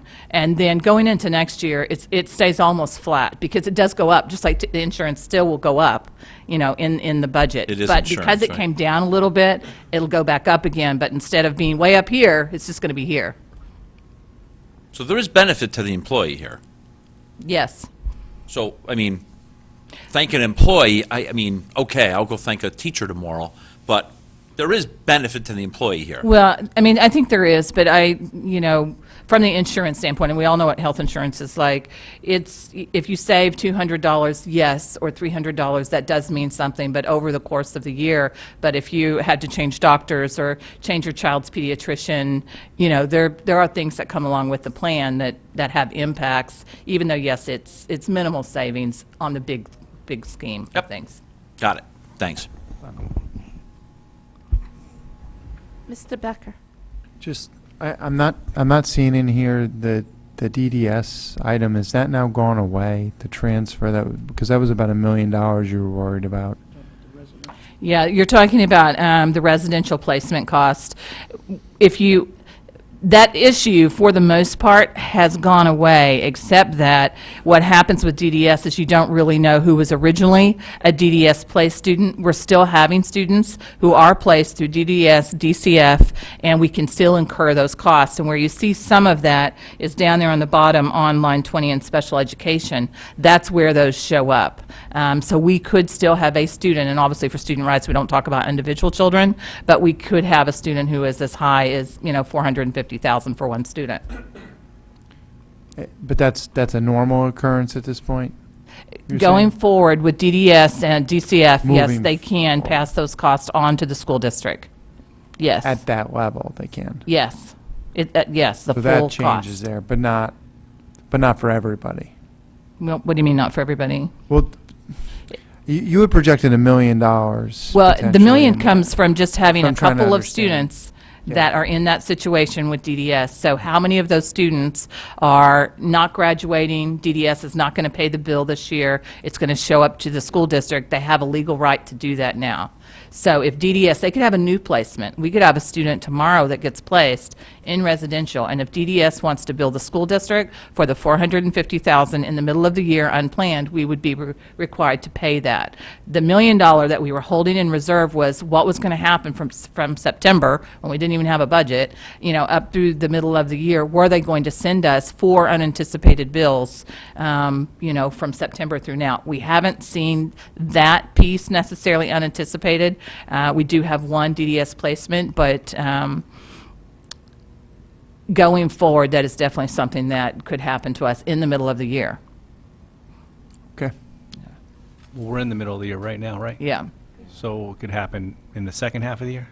Could Is it that what you're happen in saying? the second half? That's what you're- Absolutely. That's what you're saying. It could happen in the It second. could, absolutely, because a child can be placed at any point in time. They could move to Connecticut from out of state. It could be a child who was having a different type of service. So that could happen at any point in time. And in the past, they would have picked up the residential. That's the difference. I'm confused on where did the $1 million go? Why did it go away? The what? Why did the $1 million that Mr. Becker was just talking, the DDS, go away?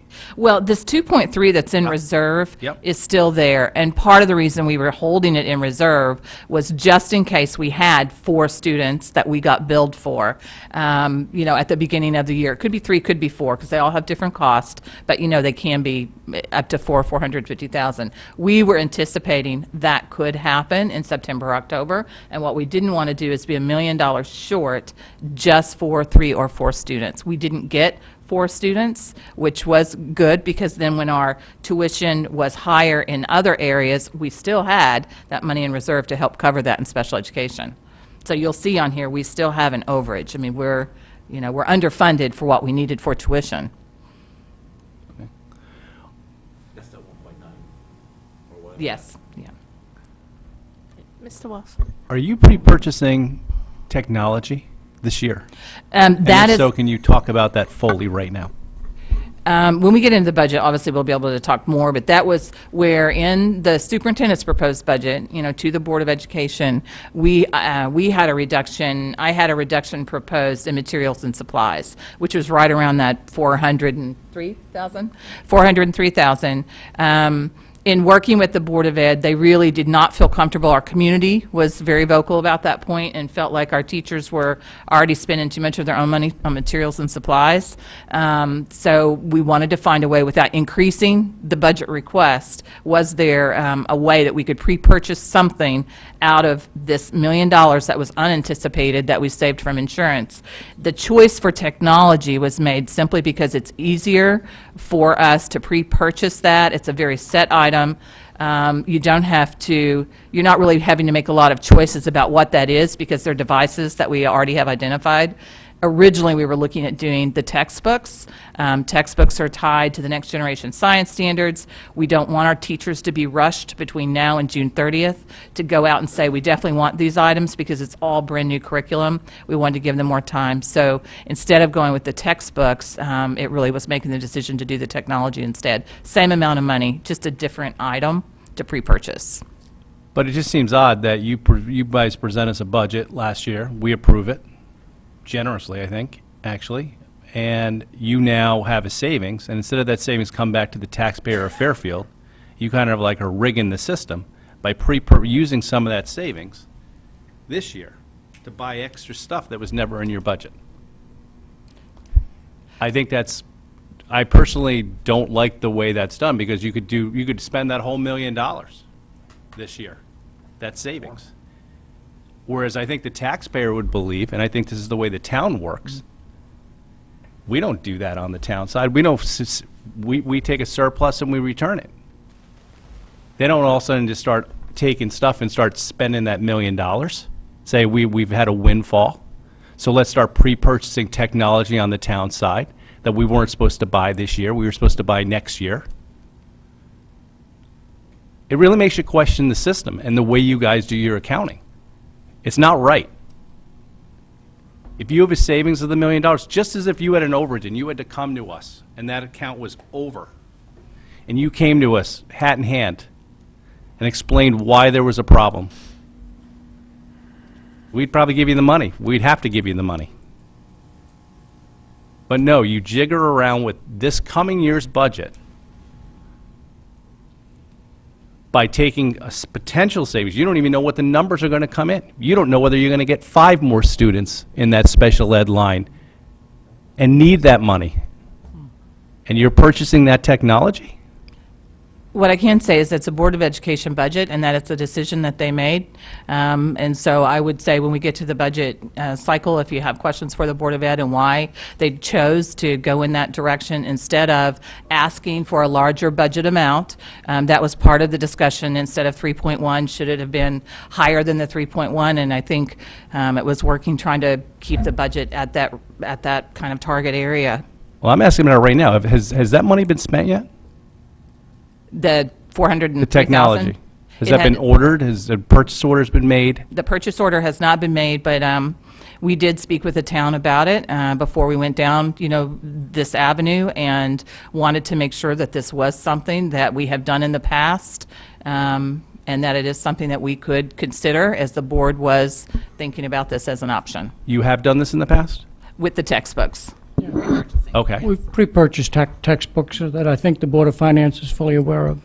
I that we've done that in the remember past. the textbooks, and that was a full conversation before this body. It wasn't done unilaterally. And I suggest it be done before this body again, or I think there's going to be problems, because we won't be able to trust you with money. I mean, I appreciate your comments, Mr. Walsh, but the Board of Ed has been very good in managing the budget that's been put to us. I really would object to your suggesting that the 9 members of the Board of Ed cannot be trusted. I would just ask you when to you are tone the buying message down technology that's a not little in bit. your budget, I'm just asking you to this- tone the message down a little bit. that's fine. I don't understand how you could do it, and I think it's false budgeting, to be quite honest with you. You were starting to buy stuff that was never approved by the bodies. Where we expect to have, if there's $1 million savings in a number, unless you went over in another area, which I totally understand, but now you're talking about adding capital spending on. And that's a completely different matter. And I would warn you going forward on doing that, because it's going to cause problems. It's going to cause problems with, I know, this member of the body going forward, and in regards to budgeting, and in how we fund you. I mean, it just is. And I think your board needs to be made aware of that. Okay, Mr. Matola. I mean, the only thing I would comment about that is, I understand what Mr. Walsh was saying. I understand why you did it. I think we've all become so gun-shy during the budget process of maybe being a little hesitant to ask for what you really need. And we're all trying to be creative to keep budgets down. I would have been more comfortable during the budget process if you never cut the 400 and just asked for it. That's all.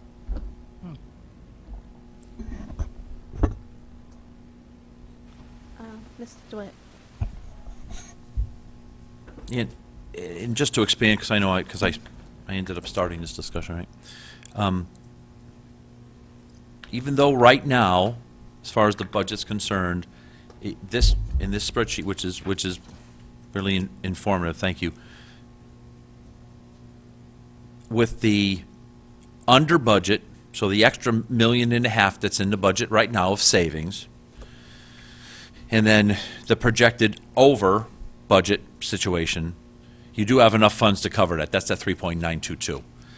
My fear is, and along the lines of Mr. Walsh, so you execute this $403,000 transfer of, what is it, electronics or whatever, technology, sorry. You do that tomorrow, and then something catastrophic happens, and that total over budget becomes larger than the new number of total funds available, and then you're in the situation that Mr. Walsh is saying, which is you're back to us saying, hey, I just blew up a boiler at Fairfield Ward, and I need $1 million. And listen, nobody has a crystal ball. I get it, but you have dipped into the budget that was allocated for other purposes. Yeah, that actually was a conversation as part of going into this decision-making, and Mrs. Munsell does not have a crystal ball, but board members did ask her, are you fully confident that we'll balance the budget and be able to do this? I think those of you who know Mrs. Munsell, that she does not gamble at all, and so when she said that, yes, I'm very confident, I don't think you ever used the word very, but I am confident, I am confident we can balance the budget and still be able to make this expenditure. The board relied on that. And I have no doubt that that's true, but I bet if Mr. Cullen was sitting in that seat right there, he'd be squirming a little bit right now, just chomping at the bit for another $403,000 to fix all that whole list of things in that book that he wants to do. So,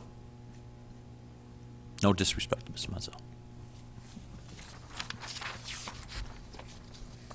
I might add, and I hope this doesn't get me in trouble, but I wouldn't do this tomorrow. I wouldn't make any spend that $403,000 tomorrow. So fair point. So when is that going to happen, right? Sometime before June.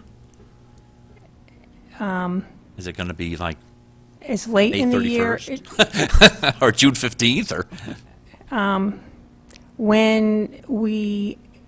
before we know that we need it to, we can purchase it in a timely fashion to do what we need to do with it. right?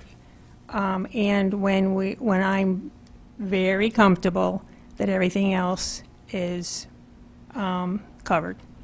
So there is some lead time. You just don't buy There's- the stuff on Monday and it shows up on Tuesday. I think that's what you're referring to, Right. right? So within a given lead time, that this technology is ready for kids showing up at school and whatever the first day of school is next year, right? So if that's May, if you have 6-month lead time, or if it's 2-month lead time, it might be before June, right at the end of June 30th, right? Not too late in the end of June, but. Right, got it, right. Understand. Okay. Thank you. Mr. Walsh. Ms. Munsell, why was online on page 1 of your projected expenses, on where would I find that $403,000 that you plan on spending and that the board has authorized that to be done? Where's that on this, on here? And why, is it here? And no, you have to remember, this is a second quarter report, so this was done as of December 31st. The board didn't vote on the budget until the end of January. Okay, so there's 403 would really show up next quarter, correct? Yes. What things do you know of right now that also you know of right now that would show up next quarter? Pluses and minuses that you know about now, like a definitive number like that 403. We aren't finished with our most current projection through February, but the last I heard, special ed was in a better position. Electricity is in a little better position. And I think those are two big ones. Maintenance, on the other hand, has gone the other way a little bit, but it's not drastic. Does maintenance include snow plowing? And Yes. Yeah. Yes, it does. And as the superintendent said, the the special ed is a crapshoot. It could happen tomorrow, it could happen June 29th almost, and it would be 400,000 just like that, so. Yeah, that number is so volatile, it's almost not worth talking about only in generalities, right? So can you explain, are most of these line items in the negative column related to special ed when it says FICA and pension? Is that for extra special ed staff? Are they all kind of related in a way? No, the only ones related to special ed are lines 20, 21, and 22.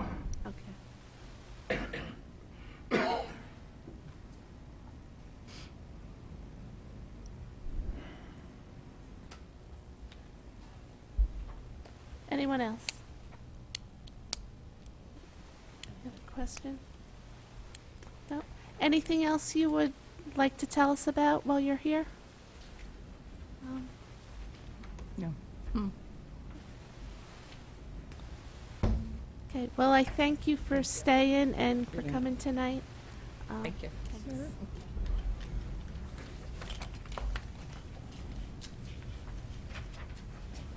Okay, so we'll move to item 4 of our agenda to review the town second quarter fiscal year 18 financial position. And Ms. Caitlin's going to take the lead. Do you want to start with the summary sheet? Like Sure, normal? you're as Tom would say, the good guys and the bad guys? Yes. And I know the big zero is probably looking at you guys in the face, but I'm going to start at the top, and then we'll kind of get there. What a difference a quarter makes. Yeah. Surprise, surprise, A lot happened right? in the last 3 months. Let's start with the revenue. The first number, the current and prior year levy and interest, the negative 2.5, Yep. is a result of a tax, well, you can talk to it if you want, Mr. Mayor. The tax sale that we had budgeted is on hold at the moment. Yep. Why don't you talk about it?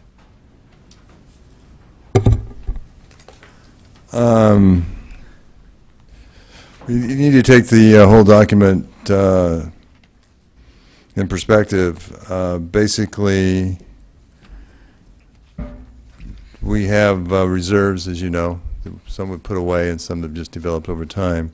And if you go down to the line right above the subtotal, Yep. we have use of reserves, 1,128,000, which Yep. is basically the plug number, Mhm. if you will. Yep. And the reason for using reserves versus having a tax sale is our earnings on reserves is about 2%, and our earnings on a tax sale is 18%. So if we don't need the tax sale to balance the budget, it behooves us to put it off as long as possible.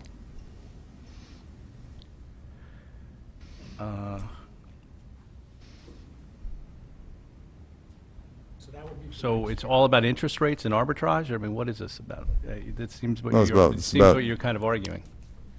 I'm not sure exactly what your question is. What I'm saying is, you could either have a tax sale, and because basically you have a receivable, Yes. okay, and the receivable is earning money. Yeah.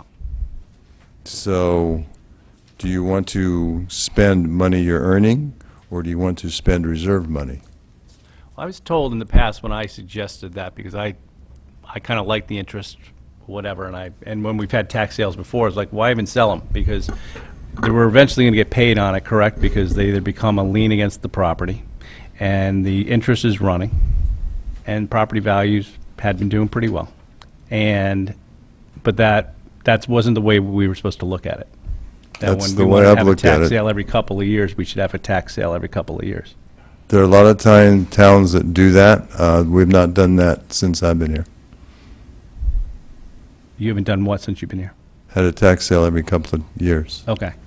I think there was a tax sale that was initiated before I arrived, Okay. but I've not initiated one. Okay. So the previous numbers from the previous quarter were you doing a tax sale and raising how much approximate money from that? I think the tax sale budget, is $6 million, and I think, our normal is, about $3.5 million without a tax sale.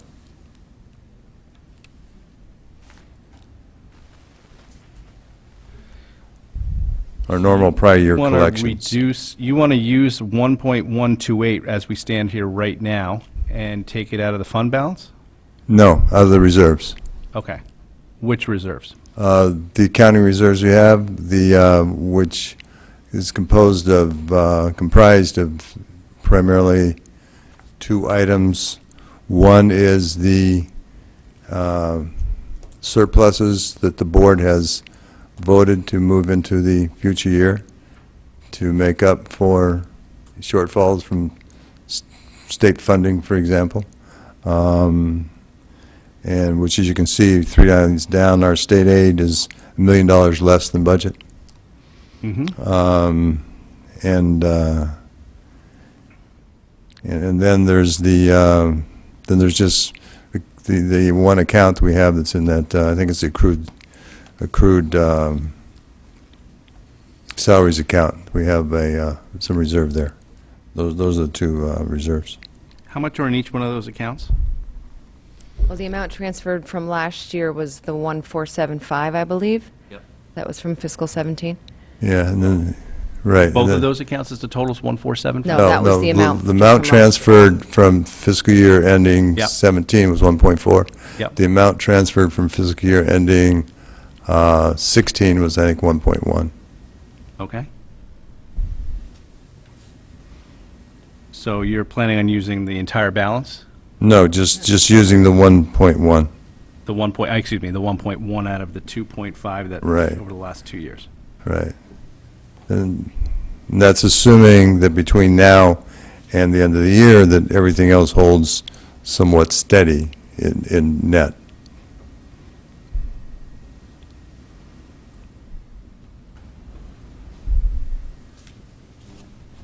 Mr. Dwight?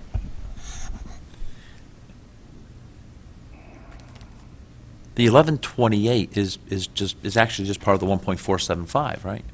No, it's part of, the 1.475 is really 2.5, because it's 2 years Because of total. FY16 Right, transfer, so right. 1.1 and So- 1.475. So this is a part of that total. 1.6-ish, right? Yeah, I don't keep them in separate buckets, so Yeah, yeah, it yeah, could be no. some of each. I'm with you. So that 1.475, that was 1.525, then it went to 1.475, so we're still, that 1.475 is still there. Yes. So so if we executed today, we would be putting more than 538 into surplus, would we not? Would we put Well, that- 1.6 No. into That surplus? 1,475 and that 1.1 reside in the debt service fund, so we would transfer it over as needed into the general fund. Got it, okay. Okay.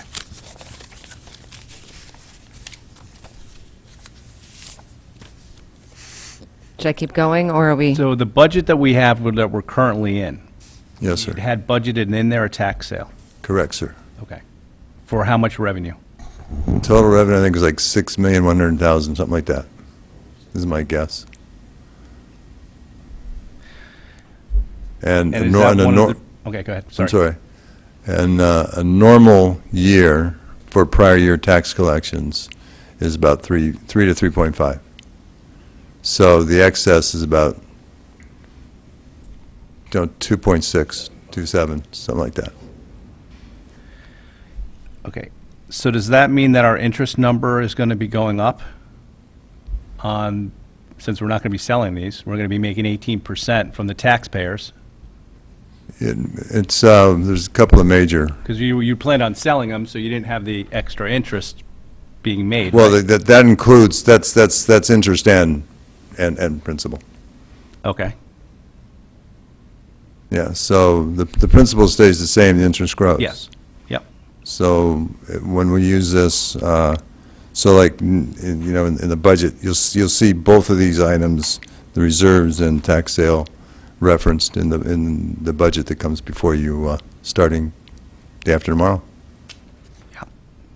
We just got the, yep. Okay. All right. I have no further questions on this for right now. Anyone else?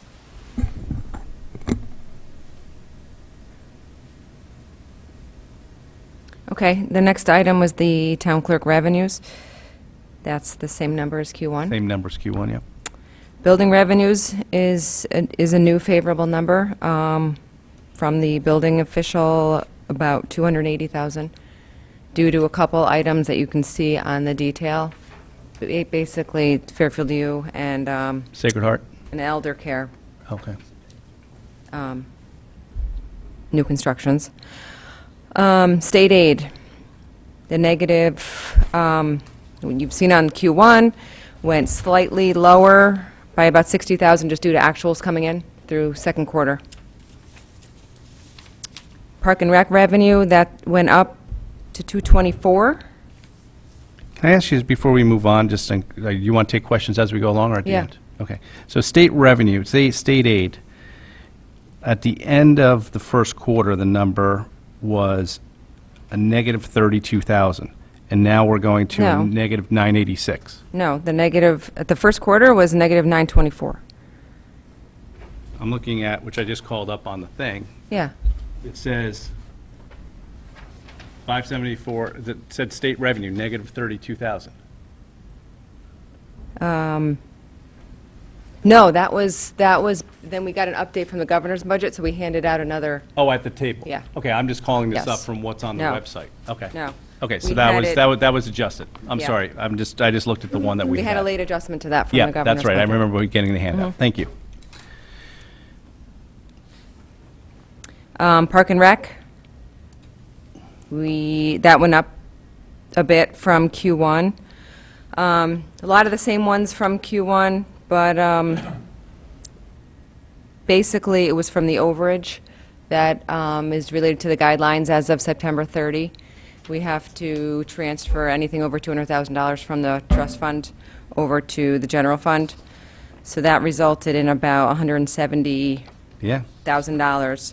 And in speaking with Anthony, it's basically due to summer camp. They have extra sessions now. And youth soccer, there was a $5 fee increase, and there's just more kids signing up. So that was the bulk of their favorable number there.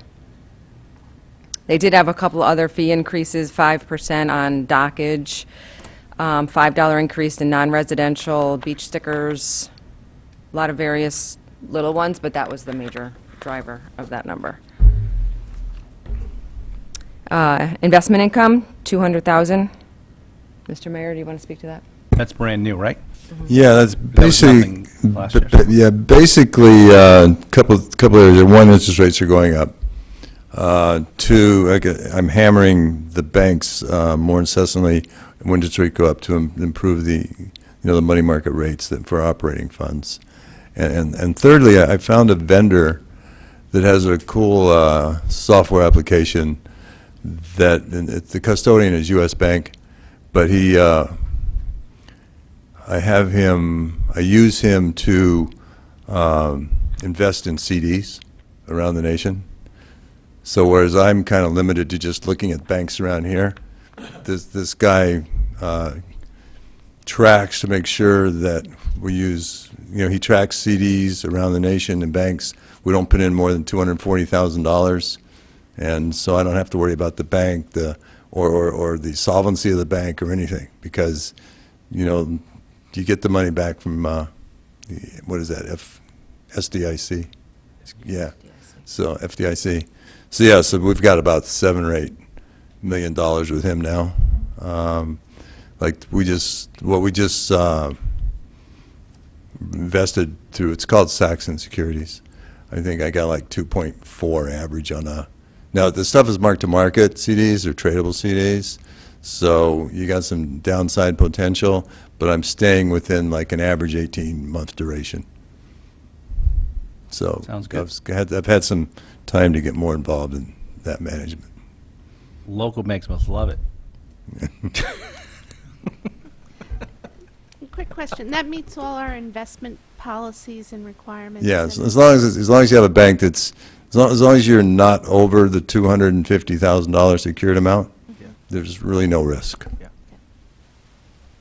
Good idea. The last revenue item is the other. It's a favorable 461, and that's up from Q1 as well, mainly due to,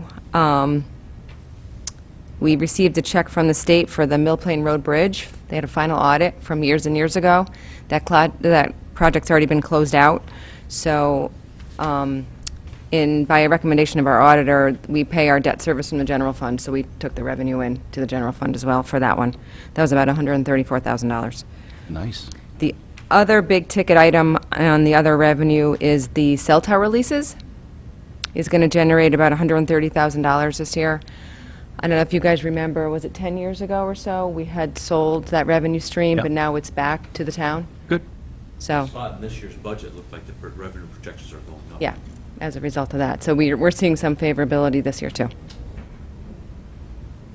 So that leaves us a negative 2.4-ish on the revenue side projection for fiscal 18. Under other, there's probably another 120 grand, is there? Those are just all small de minimis amounts? Well, we had the 134 from the Yep. state, 130 from the leases. Yep.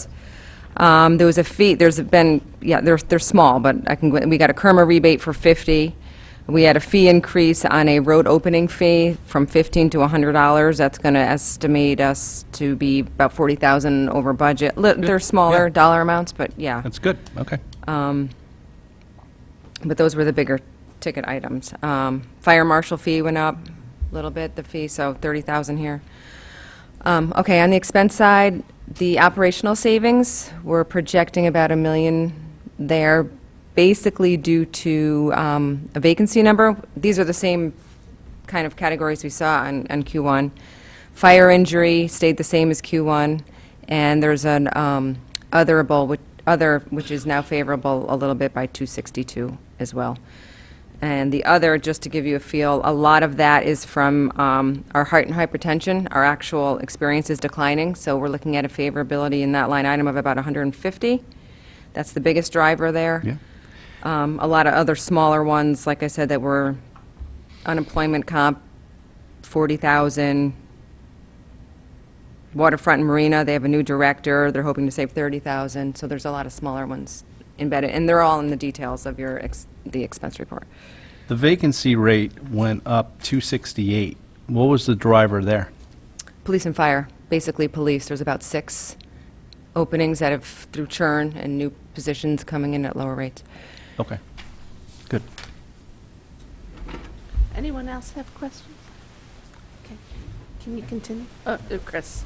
There's some hold savings of approximately $230,000.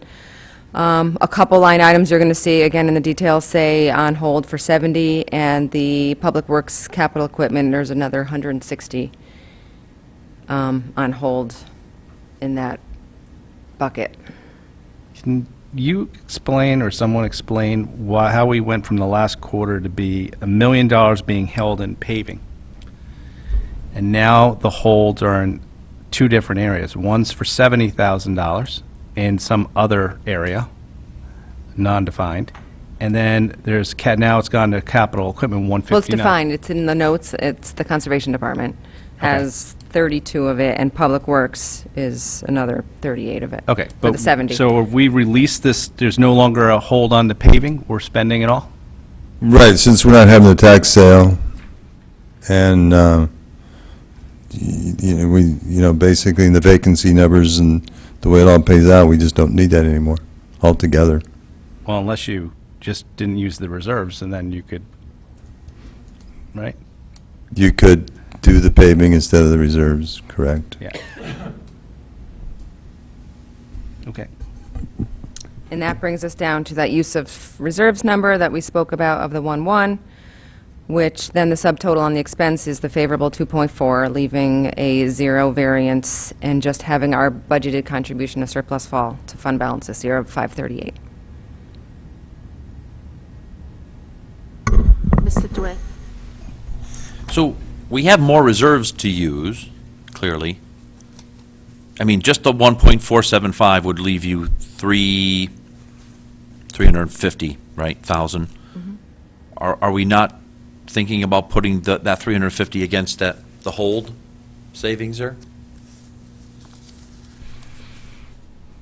especially since we keep, I'm sure it's going to be this budget again, we're going to be talking about Public Works and what dump truck they're not going to buy this year, and trying to claw back at least this one, I don't know what that 159 is, I'm sure it's in the back up here somewhere.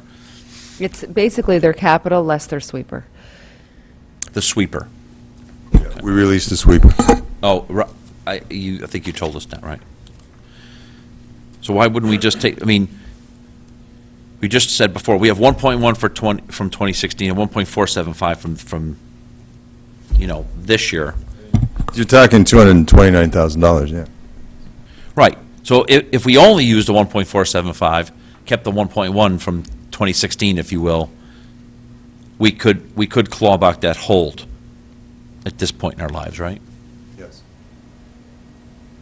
And I'm just curious why we're not.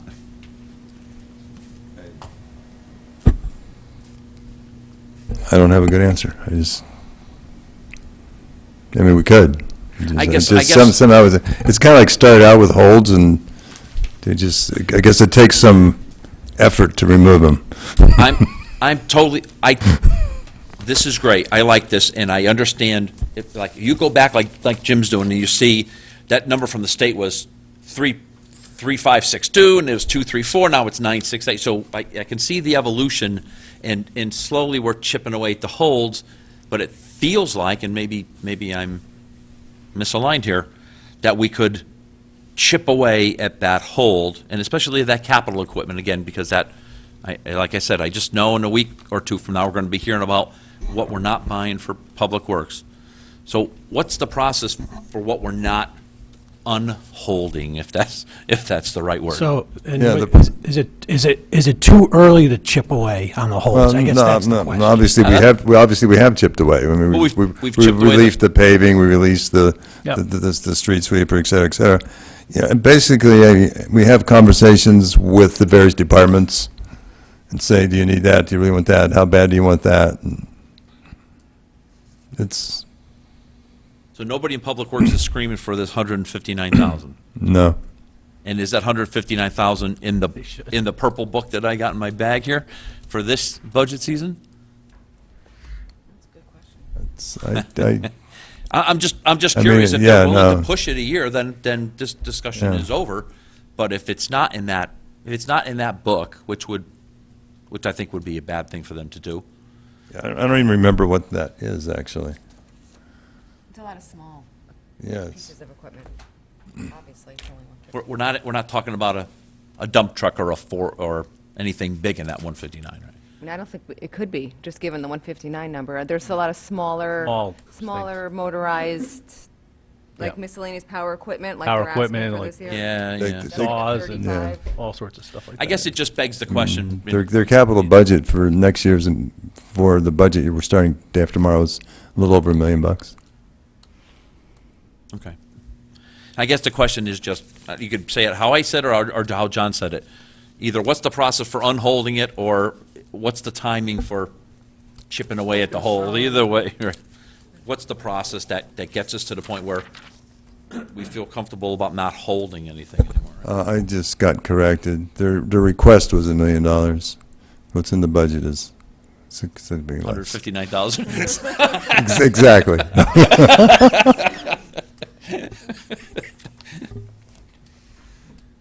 Okay. I don't. How do we answer the hold question? I thought I answered it. I mean, I have dialogues, but this is going to change. Yep. Yeah. I mean, it has been getting better, right? Yes, So, it's going to change. I'm hopeful. Like Mr. Veggie was knocking the table before. I'm knocking the table. But hopefully, it keeps getting better, and we could just put this back into. I'm not sure. The state has still said their revenues this year are coming up short, and we're still kind of waiting for the potential of that shoe to drop. I mean, there is another 1.1 million. I heard some rumor about. I don't know if that's. Well, the governor's talked a lot about it. The governor put out a mitigation budget for next year based upon the shortfall in revenue, but nobody's done anything about this year. It's just kind of been left alone. So They should talk to the Board of Ed. Sorry, couldn't help it. Thank you. So there's no idea when we're going to hear from the state on what, if they're taking further funds away or not. no, I mean, I talk frequently to CCM and, various people at the state, and just, there's no legislation. Mr. Tetra might have more information, but there's just no indication at this time that I have. How much of the state funds have we received to date versus how much is still outstanding? The one item that we do know about is the TAR, the town aid roads. Yep. Which was like $700,000 in the budget. We've got like half of it, and the governor canceled the bond sale. But when I talk to people, they say that they're going to have the bond sale. It has to do with the transportation fund being short right now. So, but yeah, so there's a $300,000 potential right there. But that's the only one that's been talked about, to my knowledge. So if these numbers held exactly as is, which we know they're not, and we use 1.1 out of the reserve funds, which would leave approximately 1.4, do we have to reauthorize that, or does that stay in reserve funds for until it's used? No, that stays in reserve funds. I think, part of that's, or if not all of that, has been incorporated into the budget Okay. that for next year. So it's I'm basically using it all, just a matter of where it gets used. So how does that work if we don't know how much we're going to use for this year? Well, How much are you budgeting to use for next year? Well, I haven't looked at the book. Yeah, I no, really don't know. I can't say. I mean, I don't know if it's 100% used up or not. Like I said, this is just kind of like magic sometimes. Well, wait a minute. How much is in the book to be used for next year? That's what I'm saying. I don't know if it 100% or not is. There's. What's the number? You have the book right there. What is the number of the reserve funds that you're using? Oh, you're right. To use from surplus, it's like, I think it went up to 700,000, if I remember the number correctly. It's on page 1, I think. The contribution to surplus is in like page 101, something like that. 1603. You don't have 1603 to use based on where you're going right now. So if you don't have 1603 to use, how can we take that number? Well, no, because we have if you remember, we have the two items. We have the carryover from prior years, Yep. then we have that accrued salary item. Minus 1.1, because you're using 1.1 here. Right, but we had 1.1 Yeah, plus except 1.4 is 2.5, and then the accrued salary is, I don't know, 600,000 or 700,000, so up to 3 something. So that's right there with the accrued salaries. That's So, and this is 2.6, so there's still some reserves there available.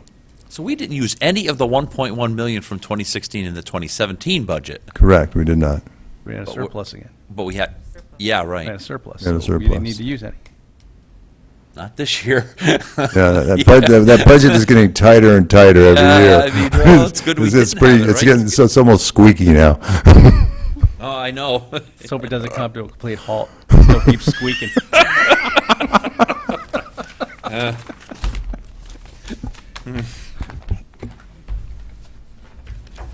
Any other questions for Caitlin?